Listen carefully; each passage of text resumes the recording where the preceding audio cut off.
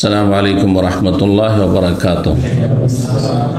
इन्नल हम्दुलिल्लाह नहमदुहु व नस्तईनुहु व नस्तगफिरुह व नऊज़ु बिल्लाहि मिन शुरूरि अनफुसिना व मिन सय्यिआति अमालिना मन यहदिहिल्लाहु फला मुदिल्ल लहु व मन युद्लिल फला हादिय लहु व अशहदु अन ला इलाहा इल्लल्लाह वहदहु ला शरीका लहु व अशहदु अन्न मुहम्मदन अब्दुहु व रसूलुहु सल्लल्लाहु तआला अलैहि व अला आलिहि व सहबिहि व सल्लम तस्लीमन कसीरा। अम्मा बाद फ़क़द क़ाल इमामुल बुख़ारी रहमहुल्लाहु तआला बाबु क़िस्सत अबी तालिबिन क़ाल हद्दसना मुसद्ददुन अन यहया अन सुफ़यान क़ाल हद्दसना अब्दुल मलिक क़ाल हद्दसना अब्दुल्लाह इब्नुल हारिस क़ाल हद्दसना अल अब्बास इब्न अब्दुल मुत्तलिब रज़ियल्लाहु अन्हु क़ाल लिन्नबी सल्लल्लाहु अलैहि वसल्लम मा अग़नैता अन अम्मिक फ़वल्लाहि काना यहूतुका व यग़ज़बु लका क़ाल हुवा फ़ी दहदाहि मिनन नार वलाउला अना लाकाना फी दारकिल असफल मिनन नार। सम्मानित भातृमंडলী, আল্লাহ রাব্বুল আলামিনের প্রশংসা এবং প্রিয় নবী সাল্লাল্লাহু আলাইহি ওয়াসাল্লামের উপর সালাত ও সালামের পর আজ সোমবার 27শে রজব 1446 হিজরি মোতাবেক 27শে জানুয়ারি 2025 আমাদের ধারাবাহিক আলোচনা সহিহুল বুখারীর মানাকিবুল আনসার, আনসারদের ফজিলত মর্যাদার পর্ব নম্বর 13। ইমাম বুখারী রাহমাহুল্লাহর এই পর্বের অধ্যায় নম্বর 40, হাদিস নম্বর 3883। বিষয়বস্তু এই অধ্যায়ে বলছেন বাবু কিসসাতে আবি তালিব। ইমাম বুখারী রাহমাহুল্লাহ বলছেন এই অধ্যায় হচ্ছে আবু তালিবের ঘটনা সম্পর্কে। কিসসা মানে ঘটনা, কাহিনী। আবু তালিবের ঘটনা বা কাহিনী মানে আবু তালেবের শেষ জীবনটা কেমন ছিল, সে ইসলাম গ্রহণ করতে পেরেছিল না করেনি, ইসলামের ওপর মারা গেছে না কুফরির ওপর মারা গেছে। জি, ইসলাম নসিব হয়নি, তার অন্ধত্বের কারণে, গোঁড়ামির কারণে, বাপ দাদার প্রথাকে প্রাধান্য দেওয়ার কারণে আল্লাহ হেদায়েত নসিব করেননি। সুতরাং এই চরিত্র যদি কারো থাকে, এটা তার সাথে শুধু খাস না, মানব জাতির সবার স্বভাব ঠিক এইরকমই। যদি এই চরিত্র থেকে মুক্ত না হইতে পারে, যেই খারাপ চরিত্রগুলি বললাম, খারাপ দোষগুলো বললাম, সেটি হচ্ছে গোঁড়ামি, অন্ধত্ব, অন্ধভক্তি, তারপরে বড়দের দোহাই দেওয়া, বাপদাদা পূর্বপুরুষের দোহাই দেওয়া, হ্যাঁ, এবং তাদের অন্ধ অনুসরণ, অন্ধ অনুসরণ। বাপ দাদা যে পথে সেই পথে আমি থাকবো। তারা কি বুঝতো না? হ্যাঁ, তারা বুঝতো না, তারা আমাদের চাইতে বিচক্ষণ ছিল। তারা আমাদের মুরব্বী। তারপর এক শ্রেণীর মূর্খরা বললে, যদি বাপ দাদার সাথে কুহুরি করবি, তুই বাপ দাদার সাথে নিমক হারামি করবি, মানে বাপ দাদা জাহান্নামে করবি, জাহান্নামে যাবে। তো যারা প্রবাসে এসেছেন তাদের বাপ দাদা কেউ প্রবাসে আসেনি। যারা রিয়াল পকেটে ঢুকাচ্ছেন আপনাদের বাপ দাদার কেউ রিয়াল দেখেও নি, পকেটে ঢোকানো তো দূরের কথা। দুনিয়ার ক্ষেত্রে কেন এত চালাক চতুর? হ্যাঁ, যে ওরা ছিল চাষি, কৃষক, হ্যাঁ, মজুর, আর তাদের ছেলেরা আজকে বিদেশে এসে রিয়াল ডলার সব চিনতে শিখে নিয়েছেন, পাসপোর্ট ভিসা সব জানতে শিখেন। কেন? বাপদাদা অনুকরণ করেন, তা করছেন না কেন? তো ধর্মের ক্ষেত্রে ইবলিশ শয়তান মানুষকে এভাবে পথভ্রষ্ট করে রেখেছে। দুনিয়ার ক্ষেত্রে কেউ বাপদাদার দোহাই দেন, আমার বাবা চাষি, আমিও চাষি থাকবো, আমার বাবা অশিক্ষিত, আমিও অশিক্ষিত থাকবো, হ্যাঁ, আমার বাবা দিন মজুর, ও আমিও মজুরি করব। আছে কেউ? খুঁজে পাওয়া যায় না পৃথিবীতে। কিন্তু ধর্মের ক্ষেত্রে যেহেতু ইবলিশ শয়তান ভালো করেই জানছে, ধর্মের ক্ষেত্রে বাপদাদার দোহাই দিলে একে গোমরা করতে পারবো, তো অন্তরে তখন ইবলিশ শয়তান এভাবে ওয়াসওয়াসা দেয়, তো বাপদাদার তো একে কেন ছাড়বে? হ্যাঁ, তারপরে দেশের সংখ্যাগরিষ্ঠ এরাই মিলাদি, কিয়ামি, মাজারি, হ্যাঁ, পীর মুরিদিতে বিশ্বাসী, তুই তো সব তরিকা ছাড়বি কেন? ওদেরই তো দল ভারী, এতগুলো লোক বুঝে না, তুই একাই বুঝিস? শয়তান এভাবে ওয়াসওয়াসা দিচ্ছে, মানুষ শয়তান ওয়াসওয়াসা দিচ্ছে, আর জিন শয়তান ওয়াসওয়াসা দিচ্ছে, যার ফলে মানুষের হেদায়েত নসিব হয় না। কখন হেদায়েত হবে? ইন্না ফি যালিকা লাযিকরা লিমান কানা লাহু কলবুন, আল্লাহ বলছেন। কোরআনে কারিমে উপদেশ রয়েছে, এখান থেকে মানুষ লাভবান হবে, হেদায়েত নসিব হবে, সঠিক রাস্তা পাবে। লেমান কানা লাহু কলবুন, যার হৃদয়ে হিতাহিত জ্ঞান আছে, ভালো মন্দের পার্থক্য করবে, ঠিক আছে, আমার বাপ দাদা এই তরিকে ছিল, কিন্তু এইটাই কি ঠিক, না এ ভিন্ন অন্য কিছু ঠিক? যেটা আমরা ধর্মকর্ম গ্রামে গঞ্জে পেয়েছি বা দেশে পেয়েছি সেটাই ঠিক, নাকি আমরা যেসব নতুন কথা শিখছি সেটা ঠিক? হ্যাঁ, আল্লাহর বিধান ওহী না মানুষের অন্ধ অনুসরণ? আপনার সামনে দুটো জিনিস সবসময় আসছে, কিন্তু ভেসে উঠছে যে আল্লাহর বিধান, আল্লাহ আসমান থেকে যেটি নাজেল করেছে সেটাই দিনে ইসলাম, তাই না? আমার কথা আপনার কথা বিনা দলিল ইসলাম নয়। তো ইসলাম হচ্ছে ওহির নাম, ইসলাম হচ্ছে কোরআন এবং হাদিসের নাম, ইসলাম হচ্ছে দলিল প্রমাণের নাম। তাহলে একদিকে দলিল প্রমাণ দিচ্ছে কেউ, হ্যাঁ, আর একদিকে কিচ্ছা কাহিনী শোনাচ্ছে, স্বপ্ন শুধু শোনাচ্ছে। বোঝা গেছে? কোনটা নেবেন আপনি? একদিকে দল ভারী, কিন্তু তাদের দলিল প্রমাণ নেই, কিতাবে আছে, হাদিস শরীফ আছে, কোনো হাওয়ালা নেই, সহি জৈবি বুঝে না। আর আরেকদিকে আপনার হাতে নাতে দলিল প্রমাণ, অমুক আয়াতে আছে, অমুক হাদিসে আছে, তার দেখেন, পড়েন, আপনি শিখেন, শিখার পরে চলেন, হ্যাঁ, অন্ধবিশ্বাসী হয়েন না। তাহলে আপনার তো কমন সেন্স আছে, লেমান কান আল্লাহ কলবন, কলব আছে, হিতাহিত জ্ঞান আছে। তার উপরে শুধু কলব থাকলে হবে না, মানে হিতাহিত জ্ঞান আছে, কিন্তু জ্ঞানটা কাজে লাগালে না হবে না। আউ আল কাসাম হুয়া শহীদ, এবং সে মনোযোগী হয়ে শুনবে। আল কাসামা মানে কর্ণপাত করবে, এই নয় যে আমি শুনবো না, এই এদের কথা শুনবো না, বাদ দে এদের কথা, এরকম হবে না। আউ আল কাসামা মনোযোগী হয়ে শুনবে, ওহুয়া শহীদ, শুধু শুনবে না, ওহুয়া শহীদ, সে অন্তরকে উপস্থিত করে বিবেক দিয়ে কান দিয়ে ঢুকাবে, অন্তরে নামাবে, আর তারপরে সেটা নিয়ে চিন্তা ভাবনা করবে যে কোনটা ঠিক কোনটা ভুল। তাকে আল্লাহ হেদায়েত করবে। জি, তো আল্লাহ রাব্বুল আলামিন এইরকম মানুষগুলি যারা নবী সাল্লাল্লাহু আলাইহি ওয়াসাল্লাম হিতাকাঙ্ক্ষীও ছিল, যেমন তেমন হিতাকাঙ্ক্ষী ছিল না। যতদিন বেঁচে থেকেছে আবু তালিব রাসূল সাল্লাল্লাহু আলাইহি ওয়াসাল্লামের চাচা, ততদিন পর্যন্ত নবী সাল্লাল্লাহু আলাইহি ওয়াসাল্লামের গায়ে কেউ হাত দিতে পারেনি। মানসিক নির্যাতন হয়তো করেছে দূর থেকে, বিভিন্ন রকমের, হ্যাঁ, উল্টো পাল্টা কথা, কিন্তু এসে গায়ে হাত দিবে কেউ, আক্রমণ করবে, উঠে ভুড়ি চাপিয়ে দেবে, আর গলা টিপে ধরবে ইত্যাদি, চাদর দিয়ে গামছা দিয়ে, এই সাহসগুলো ছিল না। তাহলে কত দরদি ছিল চিন্তা করুন তো দেখি। আপনি হয়তো কাছে আসবেন যখন দেখবেন যে আপনার জন্য রিস্ক, আল্লাহ আল্লাহর কাছে আসবেন না, আপনি নিজের স্বার্থক প্রাধান্য দিচ্ছেন আপনি। জি, যার কাছ থেকে শিখছেন তার পাশে দাঁড়াবেন না, হয়তো দেখবেন পরিস্থিতি খারাপ, তখন চাচা যান বাঁচা পালাবেন আপনি, বুঝতে পারছেন? কিন্তু এই কাজ করেনি আবু তালেব। তারপর কেন হেদায়েত নসিব হয়নি? এই জন্য যে সে মগজটাকে খুলেনি আর অন্তরটাকে খুলেনি। কলুবনা গুলফুন, অন্তর আমার ঢাকা। বাবা এসব কথা বলিও না, বাপ দাদা যেটা করেছে ওইটাই করি। হ্যাঁ, যদি আমি তোমার ধর্মটা মেনে নিই তাহলে আমার বাপকে অপমান করা হবে, আব্দুল মুত্তালিব অপদস্থ করা হবে। এইভাবে শয়তান যাইয়ান আলম শয়তান আমাল, শয়তান মানুষকে বিভ্রান্ত করে।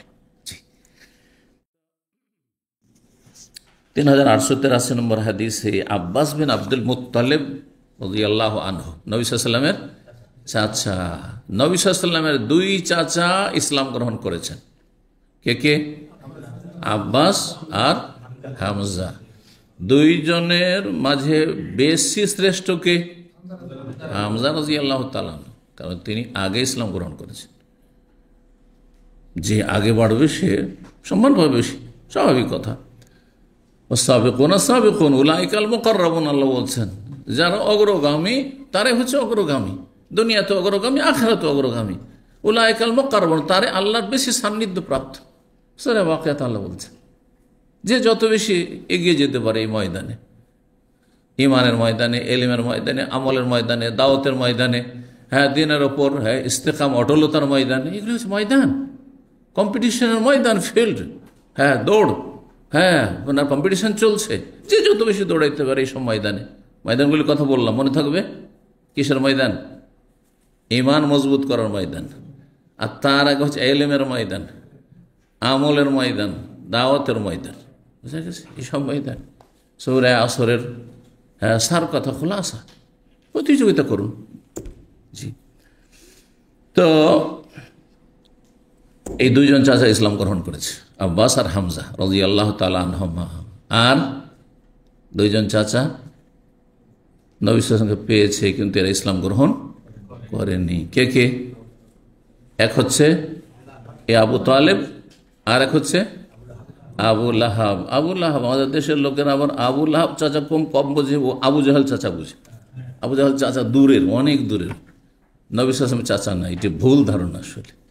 নবী সাল্লাল্লাহু আলাইহি ওয়াসাল্লামের কুরাইশ যে বিশাল বংশ, তার একজন নেতা। জি।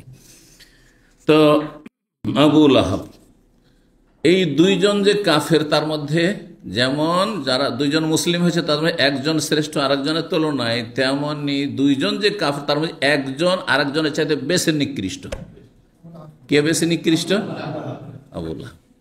দেখেন, আবু তালেবের ধ্বংস বা সর্বনাশ বা তার উপর লানত গজব বলে কোনো আয়াত নেই কোরআনে। সে কাফের হয়ে মরেছে, শাস্তি আছে, হালকা শাস্তি আছে তার। এই যে হিতাকাঙ্ক্ষী দরদি ছিল, সেই জন্য হালকা শাস্তি আছে, কিন্তু চিরকালে শাস্তি আছে। কারণ লা ইলাহা ইল্লাল্লাহ ছাড়া কোনোদিন জান্নাতের দরজা খুলবে না, সেই জন্য তার জন্য দরজা খুলবে না, কেউ খুলতে পারবে না। জি, আল্লাহ খুলবেন না। জি, নবী সাল্লাল্লাহু আলাইহি ওয়াসাল্লামের সুপারিশ সেখানে কাজ করবে না, সুপারিশে হালকা করবে।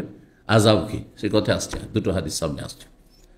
কিন্তু আযাব থেকে মুক্ত করতে পারবে না, যেহেতু আযাব থেকে মুক্ত হওয়ার জন্য শর্ত হচ্ছে তাওহীদ, লা ইলাহা ইল্লাল্লাহ মুহাম্মাদুর রাসূলুল্লাহ, শাহাদাত। শুধু মহব্বত যথেষ্ট নয়, মেনে নেওয়া জরুরি তার সাথে। তো মহব্বত কিন্তু কম ছিল না। আর আরেকজন কট্টর শত্রু ছিল, এত কষ্ট দিয়েছে যে পর লোক কষ্ট দিলে এত কষ্ট হয় না, কিন্তু নিজের লোক যদি কষ্ট দেয়, ঘরের দুশ্মন এই আবু লাহাব। সেই জন্য আল্লাহ একটি সূরায়ে নাযিল, তাব্বাত ইয়াদা আবি লাহাব, আবু লাহাবের দুই হাত ধ্বংস হোক, ওয়াতাব্বা, সেও ধ্বংস হোক, হ্যাঁ, ওয়ামরাত, তার স্ত্রীও ধ্বংস হোক, সব লানত আর লানত তাদের উপর। আল্লাহ বলছেন কিয়ামত পর্যন্ত কতবার তেলাওয়াত হচ্ছে এই সূরা, আর কত লোক তেলাওয়াত করছে প্রতিদিন, চিন্তা করুন তো দেখি। হ্যাঁ, কত নিকৃষ্ট। তাহলে তা নবী সাল্লাল্লাহু আলাইহি ওয়াসাল্লামের নিকটাত্মীয় আপন চাচা কাজে আসেনি কিছু। কেন কাজে আসেনি? আত্মীয়তা, রক্তের সম্পর্ক কোনো কাজে আসবে না যদি আসল বিষয়টি ঠিক না থাকে। সেটা হচ্ছে ঈমান, বিশ্বাস। ঈমান, বিশ্বাস। ঈমানবিহীন কোনো রক্ত কাজে আসবে না, কোনো সম্পর্ক কাজে আসবে না। জি।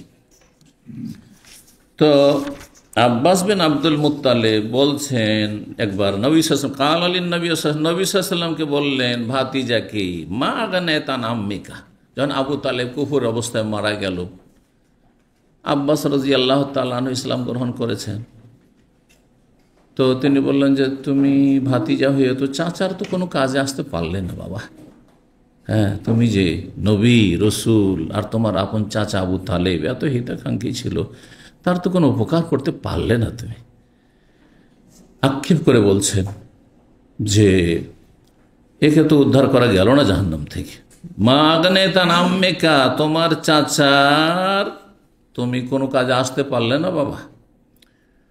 ওয়াল্লাহি, আব্বাস বলছেন আল্লাহর কসম করে বলছি ভাতিজা, কানা ইয়াহুতুকা, সে তোমাকে কাফেরদের সমস্ত ষড়যন্ত্র, চক্রান্ত, দুশ্মনী, শত্রুতা থেকে তোমাকে রক্ষা করত। সারা জীবন সে কাফেরদের যত ষড়যন্ত্র হইত, তিনি যেহেতু কাফের ছিলেন, সেই জন্য কাফেররা কি চক্রান্ত, ষড়যন্ত্র, ভিতর ভিতর তাদের মিটিং হচ্ছে সব জানতে পারছেন। জানার সাথে সাথে ভাতিজাকে সতর্ক করে দিচ্ছেন, এবং ভাতিজার পাশে লোকজন দাঁড় করে দিচ্ছেন, আত্মীয় স্বজনদেরকে, নিজেও পাশে দাঁড়াচ্ছেন। কানা ইয়াহুতুকা, তোমার চাচা আবু তালেব তোমাকে শত্রুদের শত্রুতা এবং ষড়যন্ত্র থেকে রক্ষা করেছে। ওয়ায়াগযাবুলাকা, তোমাকে কেউ যদি গালমন্দ করত বা কষ্ট দিত, তাহলে তোমার জন্য মানুষের সাথে রাগারাগি করত, ঝগড়া বিবাদ করত, প্রতিবাদ করত। গজব মানে রাগ। আপনি যার তার ক্ষেত্রে রাখবেন না, যার সাথে যত মহব্বত থাকবে তার পক্ষ থেকে আপনি রাখবেন, ঠিক আছে? আপনার বাপ মাকে কেউ যদি গাল দেয়, সবচেয়ে বেশি রাখবেন আপনি। কিন্তু এখানে আপনার ইমানের পরীক্ষা, কেউ আল্লাহকে গাল দিচ্ছে, রসুলকে, কতটা রাখছেন আপনি? তখন কতটা রাগ হচ্ছে? আর আপনার বাপ মা তুলে যদি কেউ গাল দেয়, বা আপনার মাকে সরাসরি গাল দেয়, দেশি যেসব গাল রয়েছে, তাহলে কতটা রাখছেন? এখানে কিন্তু ইমানের পরীক্ষা, যে আল্লাহ রসুলের মহব্বত বেশি নাকি বাপ মায়ের মহব্বত বেশি। শুধু দাবি করলে হবে না, আল্লাহকে খুব ভালোবাসি, রসুলকে খুব ভালোবাসি, কাজের বেলা বোঝা যায়।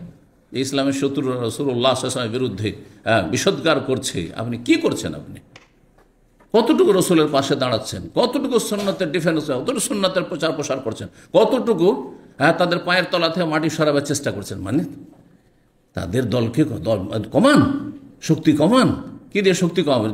তাদের ঘর থেকে ইসলামে নিয়ে আসেন। ওই যাই কাফেরগুলো হ্যাঁ আল্লাহ এবং রসুলকে গাল দিচ্ছে বা শত্রুতা করছে, তাদের পায়ের তলা থেকে মাটি সরা মানে তাদের দলকে কমজোর করা। ইসলামে দাওয়াত দেন। আপনি নিজের নবীর আদর্শ পালন করেন, নিজেই পালন করেন না, বেনামাজি আধা নামাজ ফজরে ওঠেন না, বলছে আমি নবীকে খুব পছন্দ করি, ভালোবাসি। তা যাবে? তুমি তো নবীর সাথে না।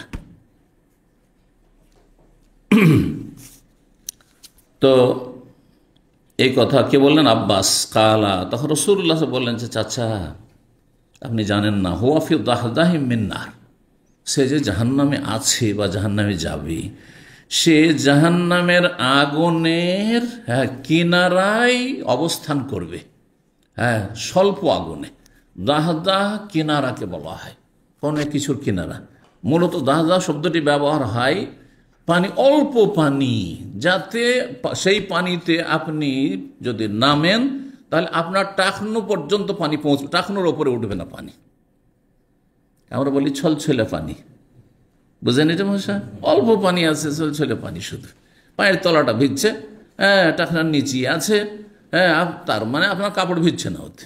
খুব বেশি তো স্যান্ডেল জুতো, আর খালি পায়ে নামলে তো কোনো সমস্যা নেই, জুব্বা পরে থাকলেও ভিজবে না যদি টাকনার নিচে পানি থাকে। তো এতটুকু শুধু আগুনে, পানি থেকে নিয়ে সে শব্দটি ব্যবহার করা হয়েছে জাহান্নামের আগুনের ক্ষেত্রে। জাহান্নামের একেবারে কিনারায় যেখানে স্বল্প আগুন রয়েছে।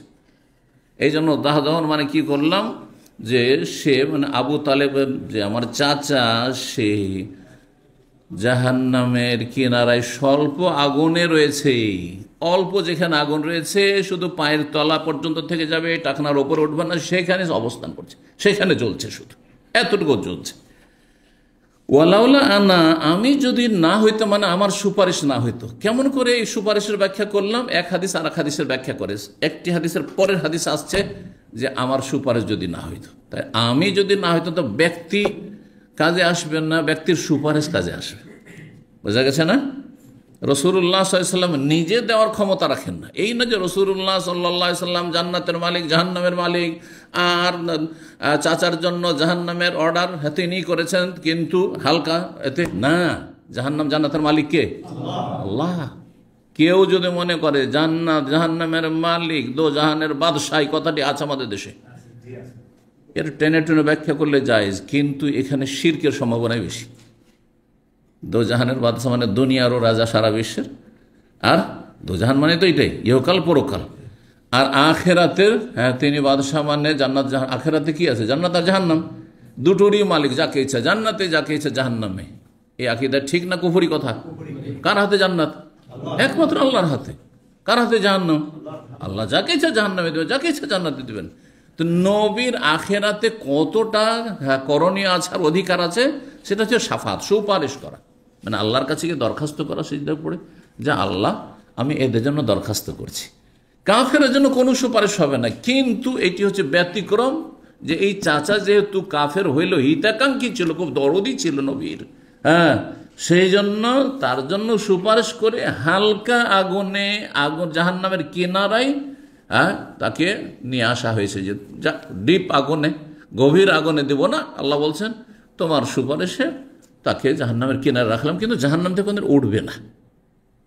কারণ আল্লাহ কোরআনে ফয়সালা করেছেন, বহু আয়াত রয়েছে মর্মে, তার মধ্যে একটি আয়াত সূরা বাকারার, ওমাহুম বিখারিজিনা মিনান নার, কাফের যারা কুফর অবস্থা মারা যায় তারা জাহান্নামে তো কখনো বের হবে না। জাহান্নাম থেকে কোনোদিন বের হবে না। জাহান্নাম থেকে কে বের হবে? মুসলিম ফাসিক, চোর, ডাকাত, সুদখোর, ঘুষখোর, কিন্তু ইসলাম ঠিক আছে, মানে বড় শিরক, নাস্তিকও না, আর মাজার পূজারিও না, আর একেবারে বেনামাজি না।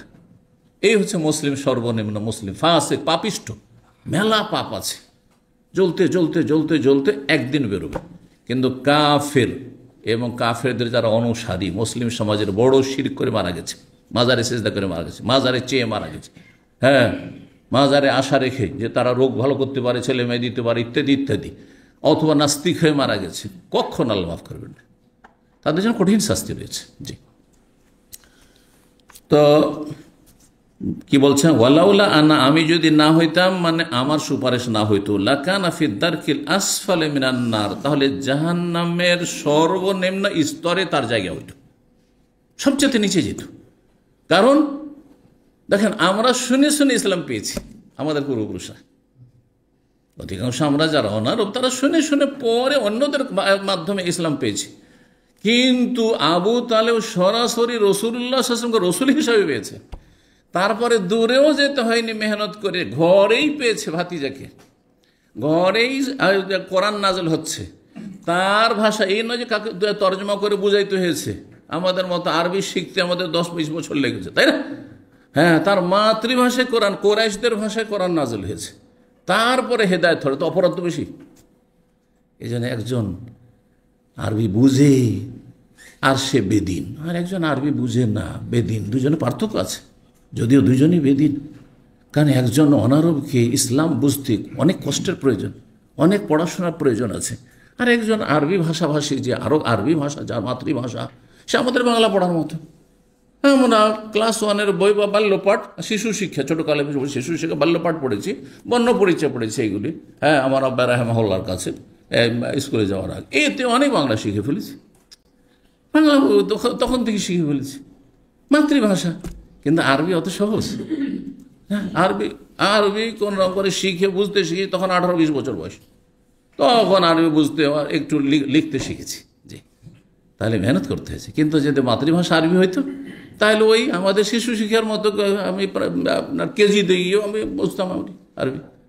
তাহলে যেই ব্যক্তি আরবি বুঝে, কোরআন ভাষা বুঝে, হাদিসের ভাষা বুঝে, তারপরে হেদায়েত হলে তার শাস্তি আরও বেশি, তার শাস্তি আরও কঠিন। জি, তো এ ছিল হাদিস 3884 নম্বর হাদিস। এটিও সে আবু তালেবের ঘটনার সাথে সম্পর্কিত।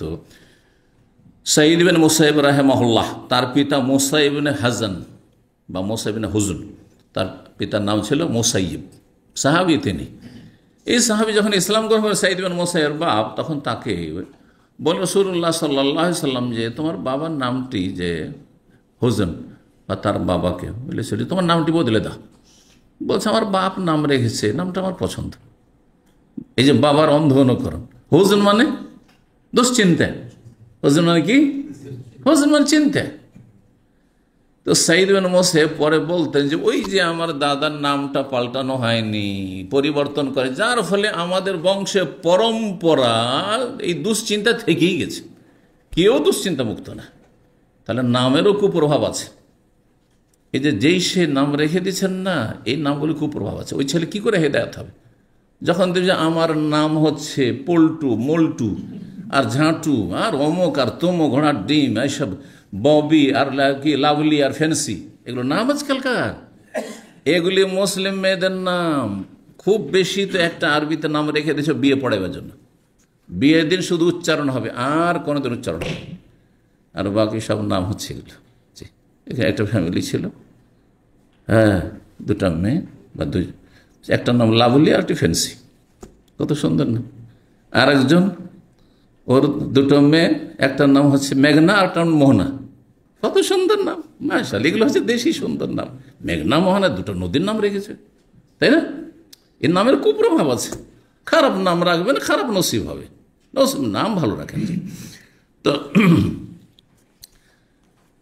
তো মুসাইয়িব রাদিয়াল্লাহু তাআলা আনহু বর্ণনা করছেন, আন্না আবু তালেব মাহাদাতুল ওয়াফাত, আবু তালেবের যখন মৃত্যুর মুহূর্ত ঘনিয়ে আসলো, মুমূর্ষু অবস্থা, মারা যাবে, হুঁশ আছে কিন্তু, দাখালা আলাইহিন নবী, নবী সাল্লাল্লাহু আলাইহি ওয়াসাল্লাম তখন তার বাড়িতে প্রবেশ করলেন, তার ঘরে। দেখছেন গিয়ে যে ওয়াইনদাহু আবু জাহলিন, তার কাছে অলরেডি আবু জাহল গিয়ে আগে বসে আছে। কারণ তার বেশি ভয় যে মুহাম্মদ সাল্লাল্লাহু আলাইহি ওয়াসাল্লামের যেহেতু চাচা, যদি আমি ওখানে বসে না থাকি তাহলে কে শেষখানে কলমা পড়িয়ে দিতে পারে, যার ফলে আগে থেকে গিয়েও বসে আছে সতর্ক সাবধান করার জন্য। নেতা, মক্কার নেতা আবু জাহল লাআনাহুল্লাহ গিয়ে বসে আছে। তো নবী সাল্লাল্লাহু আলাইহি ওয়াসাল্লাম তারপরেও দেখছেন যে এখন না বললে কাজ হবে না, তো মারা যাবে, তো শেষখানে সারা জীবন তো দাওয়াত দিতে থাকলাম, মানলো না, মানে শেষখানেও যদি কালেমাটা পড়েন না, তবুও কোন রকম করে আমি তো জান্নাত থেকে জাহান্নাম থেকে জান্নাতে নিতে পারবো। তো বলছেন আই আম্মে, মানে হে আমার চাচা, আই মানে ইয়া, যেমন ইয়া মানে হে হয় বা ওহে, তেমনি আই মানেও হাই। জি, ইয়া আয়া, হায়া, আই আর হামজা মাফতুহা, 5টি দিয়ে ডাকা হয়। তার মধ্যে আপনারা আরবি শুধু কি জানেন? ইয়া আলী, হ্যাঁ, ইয়া রজুল, হ্যাঁ, ইয়া আব্দুল্লাহ, হে আব্দুল্লাহ, ও হে আব্দুল্লাহ। যেমন বাংলাতে আছে না, হে অমুক, ও হে অমুক, আরে দেখেন আছে না নেই? তো ওই রকমই আরবিতে আছে, আরবিতে আছে। দূরে আছে তাহলে লম্বা করে ডাক দিতে হবে, ওই জন্য আয়া, দূরে থাকলে হায়া মানে দূরে আছে সেই জন্য, কিন্তু কাছে থাকলে এই, জি। আই মানে অর্থাৎ হয়, আর আই মানে ক্ষেত্র বিশেষে, এইখানে আই মানে হে ইয়া, আই আম্মে মানে হে আমার চাচা, কুল বলুন লা ইলাহা ইল্লাল্লাহ, আল্লাহ ছাড়া কোনো সত্য মাবুদ নেই। যদি মন্ত্র হইতো যে পড়ে নিলি কাজ হবে, তাহলে আবু তালেবের কোনো অসুবিধা ছিল?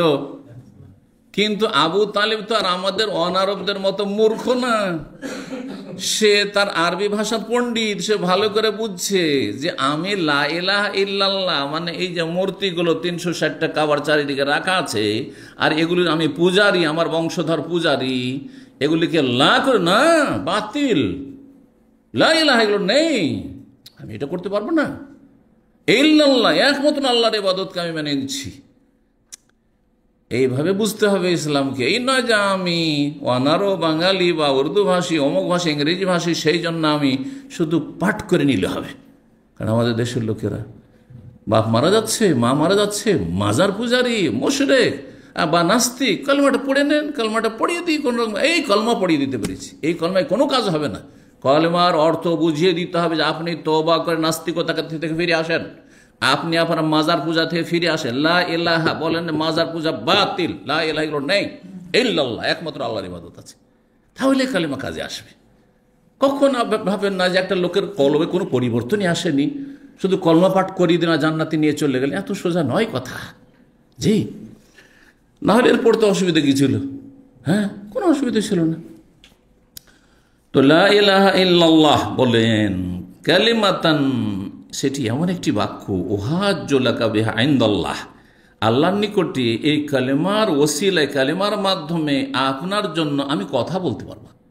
উহাজ্জু লাকা মানে আপনার হুজ্জত থেকে, হুজ্জত মানে বুঝেন দলিল, হুজ্জত মানে দলিল, হুজ্জতুল্লাহ মানে আল্লাহর দলিল, কথা বোঝেন, হুজ্জত থেকেই উহাজ্জু।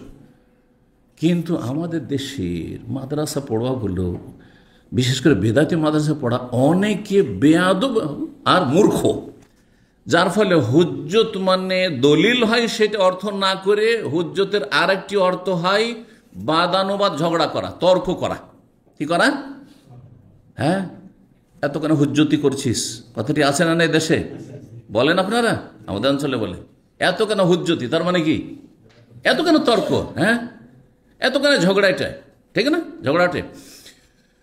তো এই অর্থে এক বেয়াদব বক্তা বলছে যে আল্লাহর কাছে গিয়ে নবী সাল্লাল্লাহু আলাইহি ওয়াসাল্লাম কি করবেন? হ্যাঁ, ঝগড়া করবেন আল্লাহর সাথে। কত বড় বেয়াদব! আমি এই জন্য বললাম যে বেদাতি মানে বেয়াদব হয়। আমি 25 বছর আগে থেকে বলি, বেদাতি শুরু হয় ব দিয়ে, আর এদের মধ্যে এই জন্য কি আছে, বেয়াদবিও আছে আর বেদাতও আছে। বেদাতি শব্দটা ব দিয়ে শুরু হয়, আর বেদাতিদের মধ্যে বেয়াদবি আছে, আর কি আছে, শিরক বেদাত আছে। জি, তাওহীদ নেই, আদব নেই। তো দেখেন, একটা শব্দের অর্থ যখন একাধিক হবে, তো কোনটা কার জন্য প্রযোজ্য সেটা আপনাকে মান সম্মান রক্ষা করে অনুবাদ করতে হবে। এইখানে কোনটা বেশি সুইটেবল, হ্যাঁ, কোনটা এখানে বেশি উপযুক্ত অর্থ, বোঝা গেছে না?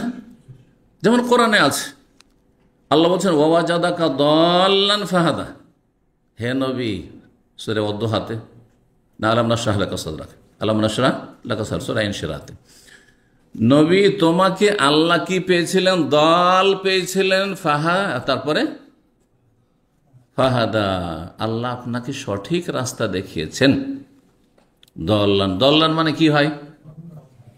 একটি অর্থ হয় গোমরাহ, একটি অর্থ হয় কি? তো নবী সম্পর্কে যদি বলেন যে হে নবী, আল্লাহ আপনাকে গোমরাহ পেয়েছেন, তারপরে আল্লাহ আপনাকে হেদায়েত দিয়েছেন, তো বেঁচে আসতে পারবেন আমাদের দেশে? আর এইরকমই কাজ একজন করেছে, গিয়েছে ক্যাম্পে জমা পড়াইতে, লিখে নি, আর তারপরে গিয়ে তর্জমা করেছে এরকম করে, যে আল্লাহ বলছে হে নবী তোমাকে আল্লাহ গুমরাহ পেয়েছে, তারপরে হেদায়েত করেছে। আরে নবীকে গুমরাহ বলেছেন, হ্যাঁ, এর খুতবা নেওয়া যাবে না, এর পিছনে নামাজ হবে না, বালা মুসিবত। তারপরে সবটা আমাদের কাছে কমপ্লেন চলে আসলে। তো আমি তাকে ডাকলাম যে তুমি কি তর্জমা করেছো? বলছে এইরকম। খবরদার, এরকম তর্জমা শিখতে হবে না, এগুলো শিখতে হবে। দল্লান মানে দিশেহারা হয়। কি হয়? খতম, দিশেহারা। যাবো কোন দিকে? ধরে রাস্তা চেনার নাই, একটা জায়গায় গেলাম, গাড়ি চালাচ্ছে, আর হঠাৎ করে সামনে দুটো রাস্তা চলে আসলো। এখানে এতগুলো রাস্তা, দামাম থেকে বের হইতে আমাকে অনেক সময় গিয়ে, আরে এই রাস্তাটা আলহাসা নিয়ে যাবে না রিয়াজ রোডে যাবে না এয়ারপোর্টে যাবে, কয়েকটা রাস্তা বেরোচ্ছে। হ্যাঁ, একটা চলে যাবে আপনার খাবজির দিকে, আপনার ওই জোবেলের দিকে চলে যাবে, ধরেন আবহাওয়াদের রোডে গিয়ে। তো ওইখানে গিয়ে আপনি কি দিশেহারা না বলেন আমি গুমরাহ হয়ে গেছি? ওখানে গুমরাহ শব্দ ব্যবহার করবেন? কি বলবেন? ভাই আমি দিশেহারা, তো যাবো কোন দিকে? এইখানে এই অনুবাদ করেন তো দেখি, তাহলে কত সুন্দর হয়ে যাবে। হে নবী, আপনাকে আল্লাহ দিশেহারা পেয়েছিলেন, দিশেহারা পেয়েছিলেন, আপনি দিশেহারা, যাবো কোন দিকে? আল্লাহ আমার গোটা বংশ, গোটা মক্কাবাসী, গোটা আরব দেশ সবাই মূর্তি পূজা করছে, আমি তাহলে আল্লাহ তোমাকে পাবো কোন তরিকাতে? কিভাবে কি করবো? আমি তো এগুলো ঘৃণা করি। আমি এই মূর্তিকে নিজের হাতে তৈরি করে আবার তাকে পূজা করা, তার সামনে ঝুঁকা, এটা আমি মেনে নিতে পারছি না। আমি কারণ অন্তর পরিষ্কার পরিচ্ছন্ন স্বচ্ছ। জি, রাসূলুল্লাহ প্রাকৃতিক আল্লাহ রাব্বুল পাক পবিত্র করেছে, পবিত্র। সুতরাং ঘৃণা আছে, কিন্তু যাবো কোথায়? কোনটা দিয়ে আল্লাহকে পাবো? এরাও তো আল্লাহ পাওয়ার কথা বলছে, কারণ মাজারিরা বলে না, হ্যাঁ, যে গোস কুতুব দিয়ে আল্লাহ ভায়া ওসিলা, বুঝতে পারছেন? কিন্তু পাবে? কখনো পাবে না। তো কথা লম্বা হয়ে যাচ্ছে, কি বললাম বুঝতে পারলেন তর্জমা? হ্যাঁ, তো এখানে হুজ্জত মানে দলিল হয়, এটাই বেশি প্রসিদ্ধ। হ্যাঁ, আর হুজ্জত মানে হুজ্জত করা, হ্যাঁ হ্যাঁ, কাঠহুজ্জতি। এটা আবু তাহের বর্ধমানের বই আছে বাংলায়, কাঠহুজ্জতির জবাব, বেদাতিদের জবাব। খুব সুন্দর সুন্দর উনি বই লিখেছে। ছোটকালে ছাত্র জীবনে বাংলা বই অনেক পড়েছি, ইসলামিক বইগুলো। উনি একটি বইয়ের নামই কাঠহুজ্জতির জবাব। তাহলে বুঝছেন কাঠহুজ্জতি মানে বেশি যে হুজ্জতি করে। হ্যাঁ, তো এখানে ওই বেয়াদব কি বলছে, বক্তা বলছে আল্লাহর কাছে গিয়ে নবী সাল্লাল্লাহু আলাইহি ওয়াসাল্লাম ঝগড়া লাগিয়ে দিবেন। হ্যাঁ, না না, নাউজুবিল্লাহ, চরম বেয়াদবি। নবী যতই বড় নবী হোক না কেন, আল্লাহর সামনে শেখে আমার কাছে তিনি অনেক বড় নবী, হ্যাঁ, সবচেয়ে বড় মানুষ, ঠিক কিনা? কিন্তু রবের সামনে তিনি কে? রবের শরীক, পার্টনার, না রবের গোলাম? গোলাম, আব্দুল্লাহ। আপনি কালেমা শাহাদাতে পড়েছেন, ওয়া আশহাদু আন্না মুহাম্মাদান আবদুহু ওয়া রাসূলুহু। নবী আল্লাহর গোলাম। আল্লাহর গোলাম মানে কি? দাস। জি, তো আল্লাহর গোলাম কি করে আল্লাহর সাথে এরকম বেয়াদবি করে তর্ক করতে পারে, ঝগড়া করতে পারে? আল্লাহর কাছে গিয়ে তর্ক করবেন, এটাও বেয়াদবি অনুবাদ। এখানে ওয়াহাজ্জুলাকা বিহা ইনদাল্লাহ, সেই কালেমার মাধ্যমে আল্লাহর সামনে আমি কথা বলার সুযোগ পাবো যে আল্লাহ আমার চাচা তো কালেমা পড়েছে, সুতরাং তুমি তো বলেছো কালেমা পড়ে মুসলিম হয়ে গেলে তুমি জান্নাত দেবে, তো সুপারিশ করছি পাপিষ্টের জন্য, কোনো নেক আমল করার সুযোগ পাইনি। জি, ফাকাল আবু জাহাল, সাথে সাথে আবু জাহালের রিয়াকশন।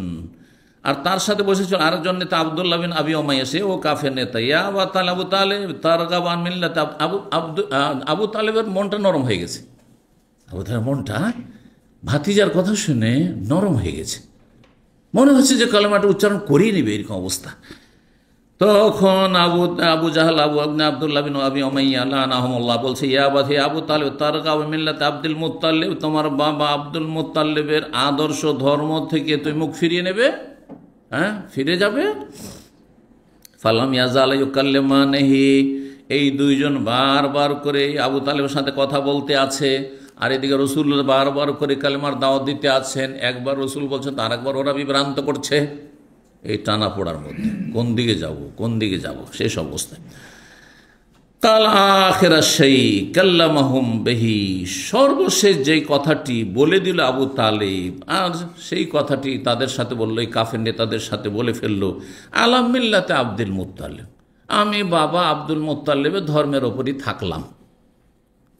ইন্না লিল্লাহি ওয়া ইন্না ইলাইহি রাজিউন। সর্বনাশ হয়ে গেল, সুবহানাল্লাহ। জাহান্নামের কিনারা থেকে ফিরে চলে আসতো যদি কলমা পড়ে নিত। জি, এই জন্য চেষ্টা করে তকদির ভালো করার চেষ্টা করতে হবে।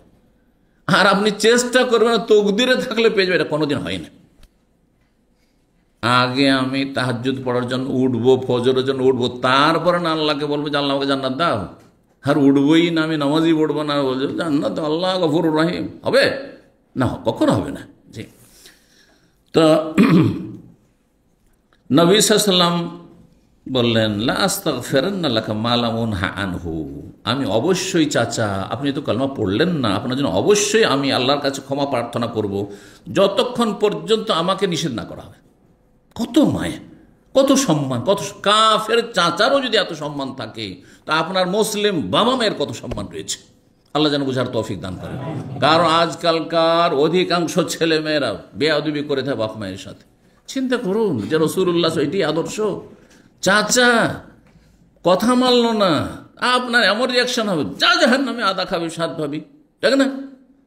তা করছেন না বাবা, তুমি তো কলমা পড়লেন না, কিন্তু যদি আল্লাহ আমাকে মানা না নিষেধ না করেন, তা আপনার জন্য আমি আল্লাহর কাছে ক্ষমা চাইতেই থাকবো, চাইতেই থাকবো। ফানাজালাত, আয়াত নাযিল, সূরা তোবা আয়াত 113, মা কানা লিন-নবী ওয়াল্লাযীনা আমানু ইয়াস্তাগফিরু লিল মুশরিকিনা ওয়ালাউ কানু উলি কুরবা মিন বাদি মা তাবায়্যানা লাহুম আন্নাহুম আসহাবুল জাহিম। নবীর জন্য উচিত নয়, জায়েজ নয়। আর ওয়াল্লাযীনা আমানু, মুমিন মুসলিমদের জন্য উচিত নয়, আপনার আমার জন্য উচিত নয় যে মাজার পূজারি চাচা বাপ মা হবে আর আল্লাহর কাছে ক্ষমা চাইবে, জায়েজ নয়। ভালো করে শুনে রাখেন। নাস্তিক বাপ চাচার জন্য, নাস্তিক বেদিন, কোন ইসলামের মৌলিক বিষয়গুলি নেই, অথবা মাজার পূজারি, মাজারে সিজদার, মাজারে বিশ্বাসী, আর পীর দিতে পারে নিতে পারে ইত্যাদি ইত্যাদি শিরক কুফরিতে বিশ্বাসী, আর তার জন্য আপনি দোয়া করবেন। সাহের, গণক, জাদুঘর, আর তাদের জন্য দোয়া করবেন আপনার আত্মীয়তার খাতিরে, কোনো চলবে না। এই দোয়া হারাম এবং এই দোয়া কবুল হবে না। আল্লাহ ইনতাস্তাগফির লাহুম ৭০ মাররাতান, একবার নয় দুইবার নয় ৭০ বার করে যদি কাফেরের জন্য দোয়া করো, এই নাস্তিক আর মুশরিকের জন্য দোয়া করো, ফালা ইয়াগফিরুল্লাহ, কখন আল্লাহ মাফ করবেন না। আল্লাহর মাফ করার জন্য সর্বনিম্ন তাওহীদ থাকতে হবে, লা ইলাহা ইল্লাল্লাহ থাকতে হবে। জি। তো ওই আয়াতটিও সূরা তওবাতে রয়েছে। কি বলছেন? নবীর জন্য জায়েজ নয় আর মুমিনদের জন্য জায়েজ নয় কি, আইয়াস্তাগফিরু লিল মুশরিকিন, যারা মুশরিক, বহুত্ববাদী, মূর্তি পূজারী অথবা মাজার পূজারী, তাদের জন্য, বা ঈমান ভঙ্গকারী নাস্তিক, তাদের জন্য কি করবে? ক্ষমা চাইবে আল্লাহর কাছে। ওয়ালাউ কানু উলি কুরবা, যদিও তার নিকট আত্মীয় হোক না কেন। কখন চলবে না? যতক্ষণ বেঁচে আছে হেদায়েতে দোয়া করতে পারবেন। নাস্তিক চাচা বাপ চাচা বেঁচে আছে, মুশরিক মাজার পূজারী বেঁচে আছে, দোয়া করেন আল্লাহ তুমি হেদায়েত করো, আল্লাহ তাকে তৌফিক দাও, আল্লাহ তার জন্য সহজ করো, সঠিক বুঝ দাও, খুব দোয়া করেন। কিন্তু মরে যাওয়ার পরে আল্লাহ তুমি রহম করো, মার্সি, হোমকের জন্য মার্সি। আজকাল ইহুদি নাসারা মরে, কাফের মরে, আর মুসলিম বিশ্বের অনেক মূর্খ নেতাগুলো যায় আর যার পরে সবার জন্য মার্সি করে, বুঝছেন তো? দয়ার দোয়া করে, রবের নাম মোটেই যায় না, হারাম, কাবিরা গুনাহ। জি, এ আয়াত বিরোধী কথা। কখন দোয়া করা চলবে না? মিন বাদি মা তাবায়্যানা, যখন তাদের জন্য স্পষ্ট হয়ে গেছে আন্নাহুম আসহাবুল জাহিম, যে তারা জাহান্নামী হয়ে গেছে। কখন জাহান্নামী হয়েছে বুঝতে পারবেন? যখন কুফরের অবস্থায় মরে গেল, নাস্তিকতার মরে গেল, মাজার পূজারি হয়ে ওই আকীদা নিয়ে মরে গেল, বা অমুসলিম হয়েই মরে গেল, আর আপনি দোয়া করবেন, প্রার্থনা করবেন না, মোটেই জায়েজ নাই। দ্বিতীয় আয়াত সূরা কাসাস আয়াত 56 নাযিল হইল নবী সাল্লাল্লাহু আলাইহি ওয়াসাল্লামকে সান্ত্বনা দেওয়ার, কারণ মনটা খুব খারাপ হয়ে গেল। এত মনে কষ্ট পেলেন যে হায় রে, চাচা এত মায়ার চাচা, এত শ্রদ্ধার চাচা, আর এত দয়া মায়া করতো আমার চাচা, এত হিতাকাঙ্ক্ষী দরদি ছিল, খুব ব্যথিত হইলেন। তার কুফরের অবস্থা মারা যায়, নবী সাল্লাল্লাহু আলাইহি ওয়াসাল্লাম অত্যন্ত ব্যথিত হইলেন। আল্লাহ তার ব্যথাকে লাঘব করার জন্য আয়াত নাযিল, ইন্নাকা লা তাহদি মান আহবাবতা, হে নবী তুমি হেদায়েত করতে পারো না এমন ব্যক্তিকে যাদেরকে তুমি ভালোবাসো। তুমি মায়া মমতা ভালোবাসা দিলেই যে তুমি হেদায়েত করে দিবে এটা সম্ভব, ওয়ালাকিন্নাল্লাহ ইয়াহদি মান ইয়াশা, তবে আল্লাহ যাকে ইচ্ছা হেদায়েত করবেন। ওয়া হুয়া আ'লামু বিল মুহতাদিন, কে হেদায়েত পাবে সেটা আল্লাহ বেশি জানেন, কারণ আল্লাহ অন্তর জানছে না, আপনি আমি জানি না। আমি হয়তো ভাবছি যে এই লোকটাকে আমি নিয়ে চলে আসবো হেদায়েতের দিকে, কিন্তু আল্লাহ তার অন্তর জানছে না, আমি জানছি না, আমি বাহ্যিকটা দেখছি, আল্লাহ জানছে না, এর অন্তরে এই যোগ্যতা নেই, সে যোগ্যতা হারিয়ে ফেলেছে, অযোগ্য সে। জি। 3885 নম্বর হাদিস বর্ণনা করেছেন আবু সাঈদ খুদরি রাদিয়াল্লাহু তাআলা আনহু আন্নাহু সামিআন নবী সাল্লাল্লাহু আলাইহি ওয়াসাল্লাম, তিনি নবী সাল্লাল্লাহু আলাইহি ওয়াসাল্লামকে বলতে শুনেছেন, ওয়া যুকিরা ইনদাহু আম্মাহু, সেই সময় নবী সাল্লাল্লাহু আলাইহি ওয়াসাল্লামের সামনে তার চাচার কথা আলোচনায় আসে। তাহলে আলোচনা করেছিল আব্বাস, এখানে বর্ণনাকারী আবু সাঈদ, আর আগেরটাতে ছিল আব্বাস। ফাকালা, তখন নবী সাল্লাল্লাহু আলাইহি ওয়াসাল্লাম বললেন, আল্লাহু তানফাহু শাফাতি, হতে পারে যে আমার শাফাত তার কাজে আসবে, আমার চাচার। কিন্তু নবী সাল্লাল্লাহু আলাইহি ওয়াসাল্লাম যখন বলছেন লা আল্লাহ মানে সম্ভবত, আপনি যখন বলবো সম্ভবত মানে হতেও পারে আবার নাও হতে পারে, কিন্তু আল্লাহ তাআলা যদি কোরআনে লা আল্লাকুম তুফলিহুন, লা আল্লাকুম তাযাক্কারুন ইত্যাদি, লা আল্লাকুম সম্ভবত, তখন নিশ্চিতের অর্থ বহন করে, কারণ আল্লাহর কথাতে কোনো অনিশ্চয়তা নেই। এইরকমই রাসূলুল্লাহ সাল্লাল্লাহু আলাইহি ওয়াসাল্লাম যখন বলেছেন তখন সেটাও নিশ্চিত। তো লা আল্লাহ মানে এখানে নিঃসন্দেহ করতে হবে, তাহলে আর সম্ভবতর অর্থ হবে না, কারণ রাসূলুল্লাহ স্বয়ং বলছেন। রসুল কি সন্দেহের ভিত্তিতে বলছেন যে আমার সুপারিশ কাজে আসবে? সুপারিশ আছে নবী সাল্লাল্লাহু আলাইহি ওয়াসাল্লাম। আর কাফেরের জন্য আমভাবে সুপারিশ নাই, কিন্তু হিতাকাঙ্ক্ষী যদি হয় এর মতো আবু তালেবের মতো, আবু তালেবের জন্য সুপারিশ হাদিস আছে, এই হাদিস এরকমই আরো হাদিস রয়েছে, লা আল্লাহু তানফাউ শাফাআতি, আমার সুপারিশ আমার চাচার কাজে আসবে, ইয়াউমাল কিয়ামাতে, কিয়ামতের দিবসে, হাসর মাঠে। ফায়ুজ আলো, এই সুপারিশের কারণে কি হবে? ফায়ুজ আলো ফি দাহদাহি মিনান নার, জাহান্নামের আগুনের কিনারায় অল্প আগুনে তাকে রাখা হবে। ইয়াবলুগু কাবাইহি, আগুন পৌঁছবে তার দুই টাকনা পর্যন্ত, পায়ের গোড়ালি যে দুই দিকে হাড্ডি উঁচা হয়ে আছে, এটা কি বলে?